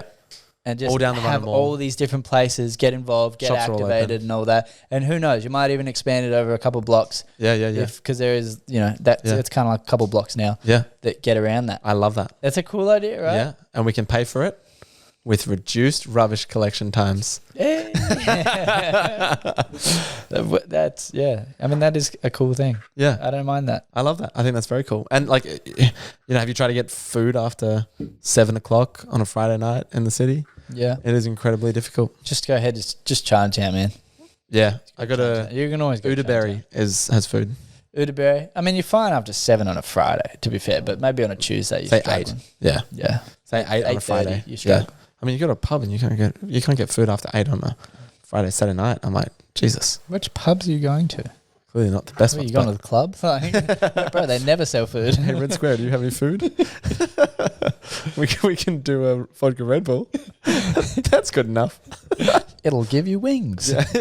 Good times. I used to go there. I actually went there the other day. I was like, oh my did Lord, you? why am I here? But I was there for like a concert. Yeah, yeah. And the kids were pretty good. Oh, yeah. They were like this like rap, you know how they're doing like this rap punk kind of like genre that's going on now? Yeah. They did that kind of genre. They're actually very fun concert. Like Okay. shout outs to those kids. Yeah, nice. Very cool. Oh, I started a band. Did you? Yep. That's cool. Called Force Majeure. Force majeure. Yeah. You little Frenchie. Yeah. Are you French? Do you have any French in your blood? No. Do you just No, surrounded by French people? Yeah, so my great-grandfather was from the Shire of Croxton in England and gambled the family's fortune away. And so, yeah, Damn. I know. Gambling. Sucks. Although Bring back the prohibition. Sky City's pretty cool. Yeah? Like it's You like the new building and the development of it? I do. I think it's Solbar's just so windy, though. That's the other problem. Yeah. Just buffets. But I mean, you can do things about wind. I mean, you could. You can put some screens. You have to basically enclose it. Yeah. Like 2KW, you have to enclose it. Otherwise, it's just so freaking windy. Yeah, but they do that in winter. Yeah. Hmm. Yeah. Yeah. And in summer. No. Don't they? No. They open in the summer Yeah, right. because they like the warmth this year. Yeah, You okay. can cop a little bit of wind, boys. Cover a little bit of wind. Yeah, cop a little bit. It's all right. I do think we need more rooftop bars. Mm. Like, how cool would that be? What I love is that the public viewing platform in the building, Yeah. 180 meters up, Yeah. club, public viewing platform during the day, club at night. Vibe. We call it Hamish. Done. Do you? That's not the right hand. It's just so far away. And there's a All right, you see that? We got it on video. Got club coming. club My Hamish. name. Yeah. Woo. Call it the H. Done. That's actually Or pretty the cool. hash. No, the ham. Hamish? No, Hamish. Mish? Yeah, and then just have a big Hermes like Mm-hmm. H. It's just a giant photo of you on the side of the building. We'll project it. Fine. if If you want. insist. So, Don't choose a photo of me when I'm like 10 though.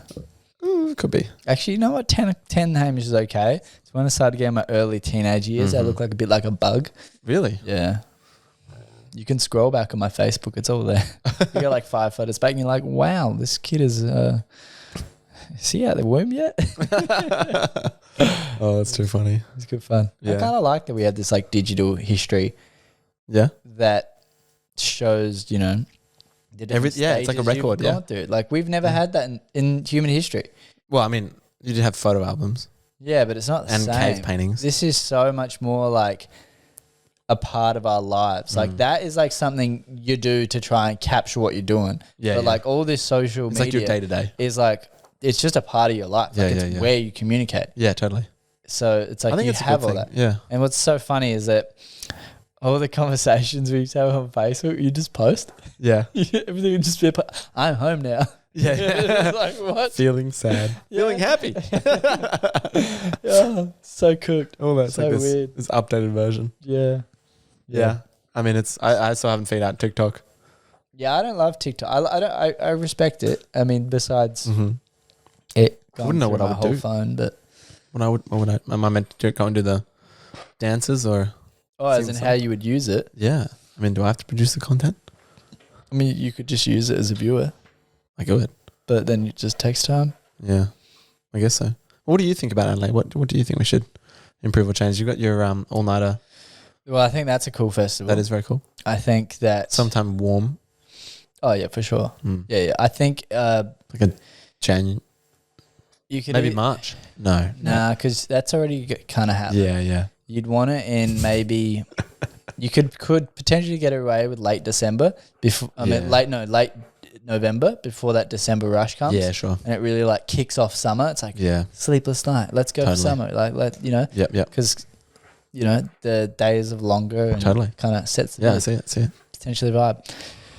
But there's an interesting thing in terms of like liquor licenses and stuff like that. So in terms of the logistics of like actually organising that, would be quite interesting. Mm.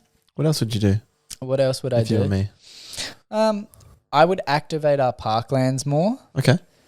for like temporary infrastructure. Sure. Yep. It's nothing permanent because I respect the idea of having parklands all around the city, and I think just building on it's just a waste.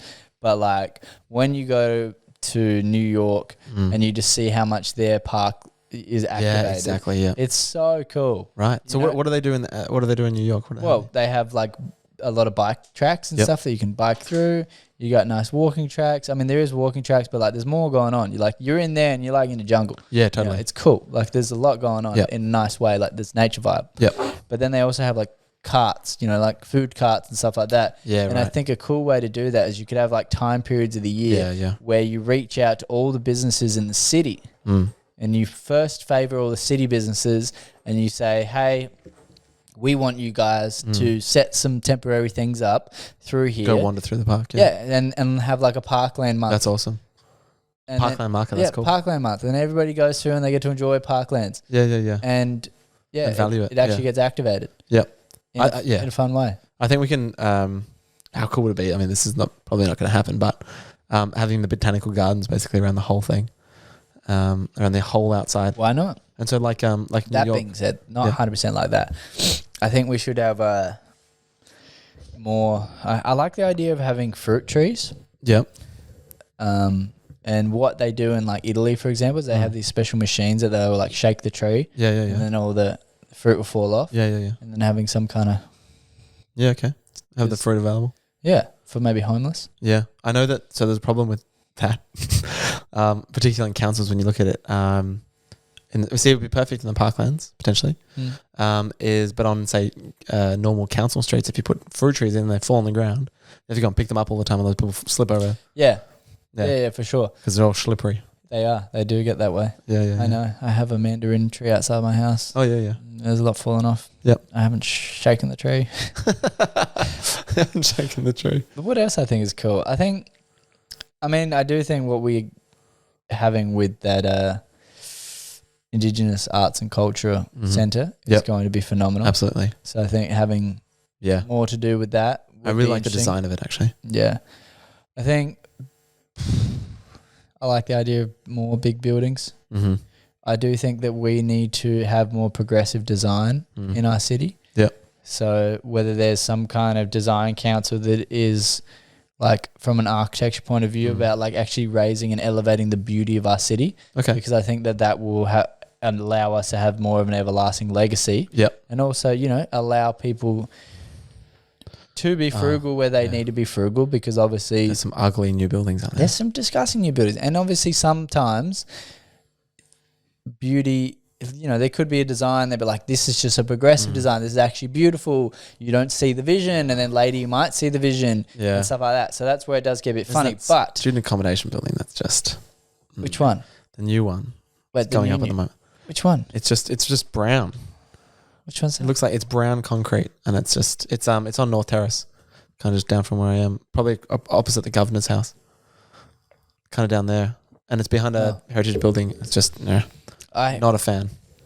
I mean, the one on you probably haven't noticed it because it's so ugly. The one on King William's starting to come together. Oh yeah, have you seen the new one? The one that they're putting next to the Rundle Mall. Yeah. I haven't seen it yet. Well, yeah, have to go and have a look. Not done, but like the big concrete structures are kind of like starting to form, and you're like seeing these really nice like curved things at the start, and I'm like, oh my god. You know what was great? I was sitting at the Mayfair up the top. It's called the Mayfair? Yeah, bar. And there was these two guys, and they got in this this bucket, and they got one of the giant cranes, and they just lifted them up on this crane in this bucket, and they were 100 meters in the air, and they were just kind of having this joyride in this bucket in a crane. Holy crap! Yeah, it'd be pretty fun. Yeah, it was insane. The way you made it sound like that, like flung them in the air. I'm like, oh my god! Like, that was like, it's quite slow, but it was pretty cool. It was just in this bucket cage thing. Yeah, it's like a blimp, or like a balloon, but in a crane. Yeah. So I think being activity orientated, allowing things to be easily done. Obviously, safety is important, but things like the tree climb in the parklands. Phenomenal. That's a really good activation. Having skate parks, having dirt jumps, like that's cool shit. They're like people love, and that like makes people's lives. Yeah, yeah. That is formative experiences in life that are important. What else do I think in terms of something revolutionary for Adelaide? I think making business easier, you know, because it's not like the council has to come up with the ideas. They just have to facilitate the platform to make things easy to do. For sure. Yeah. We knew Adelaide's a great example. Yep. Hey, let's use these spaces that are, you know, vacant. But that being said, it's still a hard sell. You know, saying to a landlord, hey, I know your whole business is renting out this place, but since it has been rented out for a while, can you rent it out? I think there's a real... And it's like, I understand it because it's giving people a leg up to do things, but like that's not an out of the world thing for a landlord to do anyway. So, hey, here's 6 months for you to get sorted, or potentially like here's 12 months, pay half rent.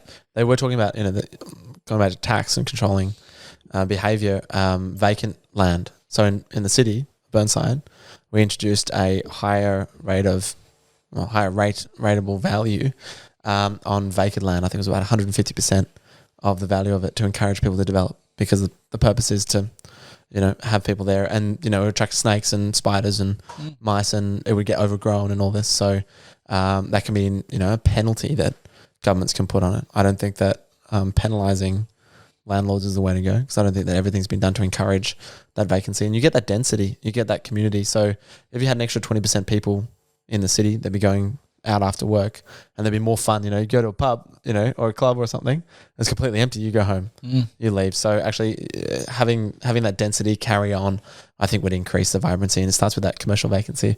But just walking around and looking at a boarded up building on King William Road right next to Rundle Mall, it's heartbreaking. Yeah, facts.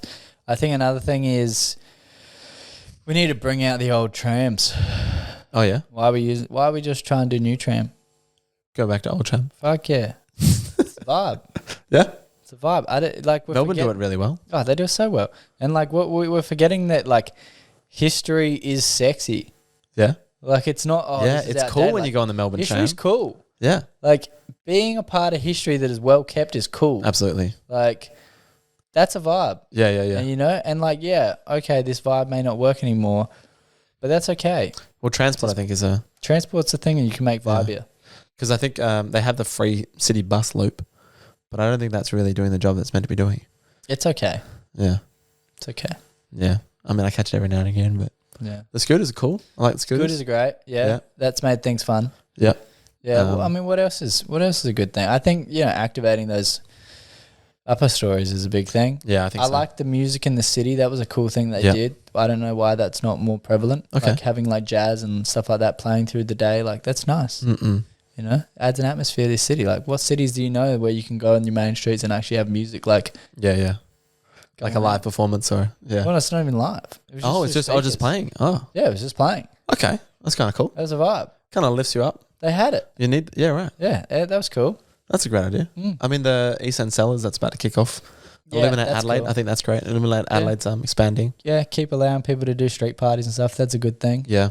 And they shut it down and through the fringe and everything. So I think Adelaide's got so much going for it. It does. I think it's just about simplifying and making things easier. Yeah. You know, whether it be permits, whether it be educating the youth about how to do things easy and like... Yep. And just making processes simple and more intuitive to do things because people want to do things. Yeah. We have some of the coolest creatives coming out of Adelaide, but they all feel like they need to leave Adelaide. Yeah. And while we lose that. Yeah. Pardon? We lose that. We do. And while creative industry in its infancy isn't the most commercially, great thing. Yeah. The vibe it creates for a city when that gets to mature is great. Yeah. You know, you really do get that. Even just being, I mean, comparing it to Melbourne, you do feel like if you wanted to go to, say, spoken word poetry or go and see an exhibition or like a large play or something that, I don't know, it feels like it's very available to you. Just the vibe that I get from that. And it would be Adelaide perhaps less so. I think it's about creating that density. Yeah. But I mean, that being said, you know, the way other cities are designed, you know, Melbourne is an example of a closed city. It's a bit like a rabbit warren there. Yeah. So it does have like, a bit of that mystery and just like trying to get around. Yeah, for sure. Whereas we're like a grid. Remember that ad with they were walking around with a ball of yarn trying to get lost in the city? That was good, right? That was good. That makes sense. But that being said, New York City, Yeah, very simple grid. It's a grid. Yeah. There's that density. We've got a grid. Yeah. Density is important. That being said, we are a mid-sized city. There is a beauty of the mid-sized city. I don't understand why we've made driving in our city harder. Yeah. Just make public transport easier. Yeah. I think that's right. And see, another thing you can do with smart city technology is you can actually have it and install it in traffic locations, and you can figure out how many cars are in each lane.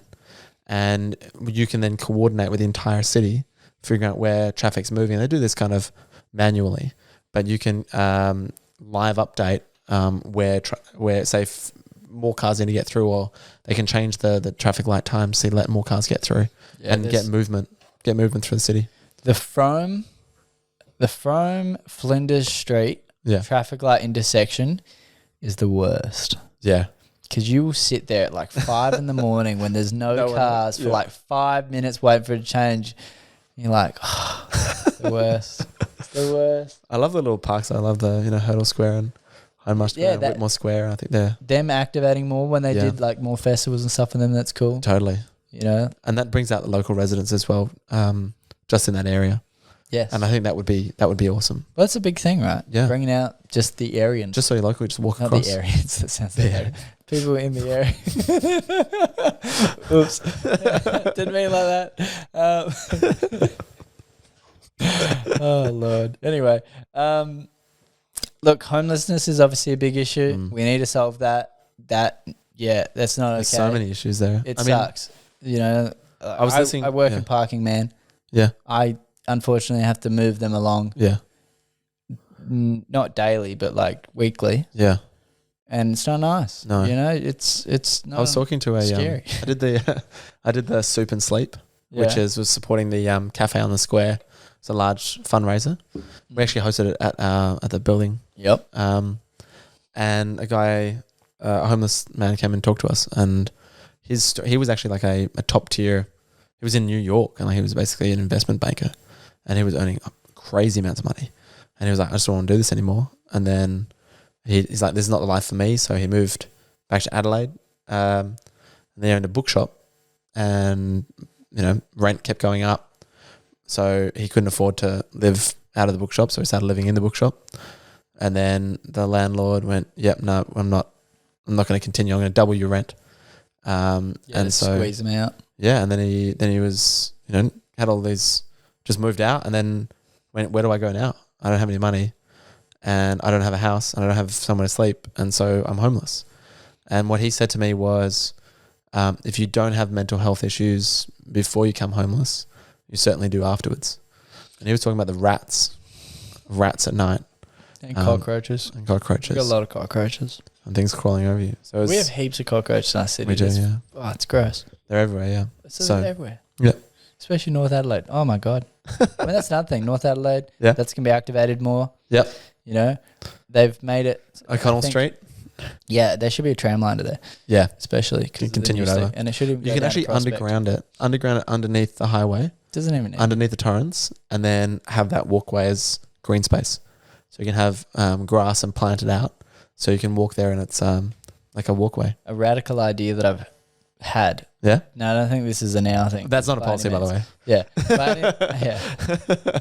A radical idea that I've had is, imagine we're like, I don't know, 100 years in the future. Mm-hmm. Transport's completely different. Teleport. Teleport would definitely make this an accessible thing to do. Yeah. But imagine we don't need the roads. Yeah. Bam. You have all this new real estate. Yeah. Like billions of dollars of real estate become available. Yep. Because streets would just get more narrow, and then you just build a whole new street in the middle of those streets. Oh, like more residential?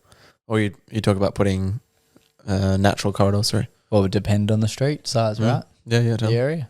Yeah. Wow. That'd be pretty cool. A lot of activity. So with vehicle automation, you can get closer to that.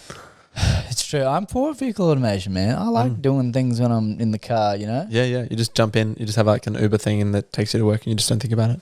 Yeah. Like being able to sit on your phone in the car. Like I find that in motion, you're inspired. I am.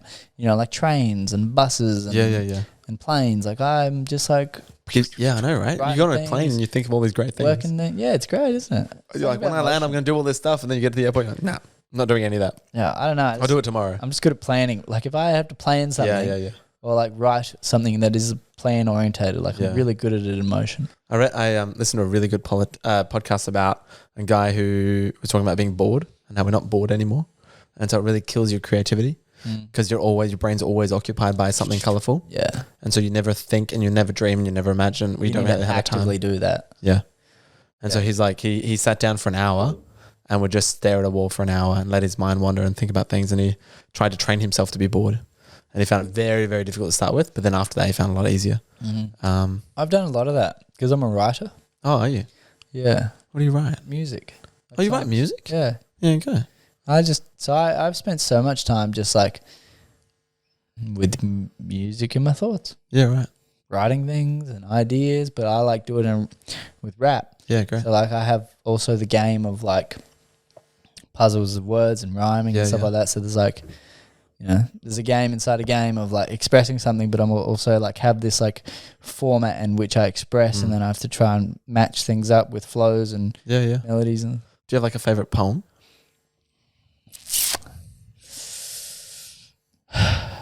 One of them, I'd say it's Keep the Faith by Michael Jackson. Okay. Song. Oh, the song, yeah. Yep. Not in terms of poem, because I'm more like music. That is one of my favourite. Man in the Mirror. Yep. It's another favourite by Michael Jackson. Sing About Me Dying of Thirst by Kendrick Lamar. Nas. Dance. It's about having one last dance with his mother because she was dead. And it's just such a beautiful song. Yeah. Makes me want to cry. Oh, I want to cry too. It's beautiful. Just have a little cry. Can you just pause it for a bit? No, I'll play it for you after. It's actually such a gorgeous song. Yeah, I'd love to. Yeah, what about you? The Road Not Taken. Who's that by Robert Frost. So it's probably one of those things. Do you know it off the top of your head? Oh, I can give it a go. Yeah, go. 2 roads diverged in a yellow wood, and sorry I could not travel both and be one traveller. Long I stood and looked down one to where it bent in the undergrowth. Then chose the other, just as fair, and having perhaps the better claim, for as grassy and wanted wear. Both that morning equally lay, in leaves no step had trodden black. Oh, I kept the first for another day, yet knowing how way leads on to way, I knew I should never come back. I shall be telling this with a sigh somewhere ages and ages hence. 2 roads diverged in a wood, and I took the one less travelled by, and that has made all the difference. You know what I love about that poem? He's a liar. He's a goddamn liar. Why? Because he's sitting there, right, saying, oh, there's 2 roads, and I'm going to take this one. But it's like in both that morning equally lay and leaves no step had trodden back. So no one had gone down either path. And so he's looking there. He looked down as far as he could and then went, meh, I'll go this one. But in the end, he said, somewhere I'll be telling this with a sigh, somewhere ages and ages hence, I took the one less travelled by. No, you didn't. You were exactly the same. Yeah. But you were going to tell everyone that you made some kind of special decision. And I think that's a little bit like life, right? You kind of just, that's kind of my philosophy. I just put up my hand and say yes to everything. And people are like, wow, you really planned that out. I was like, oh, I didn't fall into it. Yeah, you know I like saying yes to things. Yeah. Not everything. I would like to say no more, but like to cool things. I went for a walk, man. Huh? I went for a big walk. Yeah. I walked from Adelaide to Mount Gambier. Did you? Yeah, I did. Wow. Yeah. 15, how long did that take you? 15 days. Did with George. Oh, you did with George? Yeah. How were your feet? No, my feet were fine. My knee was fucked. Yeah. Oh, my knee so sore. It was the most excruciating pain I've been in my life. Yeah. Like it was, like I had ligament damage all around 15 my knee. days. That's insane. It's a long way. Yeah, Owen's just laughing at me because he's like, yeah, I broke my legs. I've had more pain than you, buddy. Well, this is not the Pain Olympics, okay? Yeah, this is not about you. This is my personal experience. I did the Pioneer Women's Trail, and that was a day. That was the first day of our walk. Jeez, I was dead. I was gone for a week. I can't imagine how you did another 14 days after that. I mean, look, it was pretty like, that first day, like, fine the first day, but like that as like the start to like a very compounded journey. Getting up. It was pretty rough because like it was such an uphill journey, and like so your body was already taxed from that. Yeah. But then you just How'd you get through you it? just kept going. Well, look, I'm not gonna lie, Nurofen and fucking what's it called? The gel stuff that you rub on. Oh yeah. You know? Deep. Yeah, no, the other one. Fuck. Voltaren, that's it. Voltaren was a friend. Even the Voltaren tablets. Voltaren. Oh man, they got me through it, not gonna lie. Right. But also just being able to tap into like reusing the energy of like resentment and anger. Yep. And just pain as like a driving force to push me as opposed to stop me. That's interesting. Like I'd have hours where I'd just be fully motivated by that. Yeah, right. And I'd just get in this tunnel vision and just embrace that, like those feelings and just go harder. Yeah. Like it was cool. You know, it was so you remember when Tatum walked across Kangaroo Island? I kind of I was over there, I was writing my book. Anyway, so I was just chilling out, had like a little thing above in Vivon Bay, and I knew they would probably need some help. So I went over there, and it was interesting because Tatum, when she walked back, she's like, you know what my word was? It was surrender. It was just like, give in to it. And that's what kind of motivated her. She's like, I'm not going to fight it. Hurts like hell. Screw it. I'm just going to embrace this pain and keep going. It was interesting. You can't, It's a big thing. Yeah. It's a big thing. And it's a cool energy to tap into. Yeah. Because you don't know it's possible until you do it. Yeah, totally. You know, it's just a theory, but like when you're doing it, it's like, whoa. Yeah, it was weird as well. I was sitting at the coffee shop. I did a day with them as well. Oh, did you? Yeah. Yeah, or a day and a half. Yeah, yeah. Nice. Yeah, they were they got stuck in the Remarkable Rock, so they jumped in my car and drove them back. So I went to the coffee shop in Vivon Bay, and I was sitting there, and there was this girl there. She was scribbling away in a notebook. And I went over there and just had a chat, and she was basically saying that she had 14 employees. She was from Spain, and she had all this pressure, all this stress, and she was just trying to make it. And she had a relationship. She was in an abusive relationship. And so one day she just grabbed her dog and then jumped in her van and just left. And she was living up in the hills for about 3 months, like homeless. And then she just had a number of people just said, hey, go to Kangaroo Island, go to Kangaroo Island. You know, Kangaroo Island is like the island of the dead, which is really interesting. And so she jumped on the ferry, went across, and then this family's like, hey, just come live with us. She's like, okay. She's been there for 8 months. Wow. And like she got off the thing. And so it was interesting because as soon as Tatum said that, I told her the story about Tatum. Like, you never believe this. And she's like, huh. She turns over, she was writing in a book, and she's like, the chapter of my life at the moment is called Surrendering. And I was like, that's funny, because the chapter of my life right now is war. Yeah. Like, I've got like 4, there's been election campaigns and everything like that going on, and my council thing and building, and it was interesting to kind of meet someone who was kind of on the exact opposite area of where I was at the moment. Yeah. Because everything at the moment is just fight. As a lawyer, you're fighting every day against the ATO or other clients, because I do civil litigation as well. So yeah, it was weird. Quite a juxtaposition. It is. Beautiful. Yeah. I think. Is there anything else you'd like to say? No. All right. Leave it there. Owen, anything you'd like to say? No, I don't think so. I learned a lot though. Yeah. Henry. Thank you. Phenomenal chatting with you. Appreciate your time. Pleasure. Appreciate your stories, your candidness. Good luck. Thank you. I'm going to be by your side. Oh, letterboxing. Oh, mate. Yeah, well, I could do a few days. Yeah, great. Yeah. Let me know how I can help. I appreciate that. Cheers, man. Thanks for having me. See you later, guys.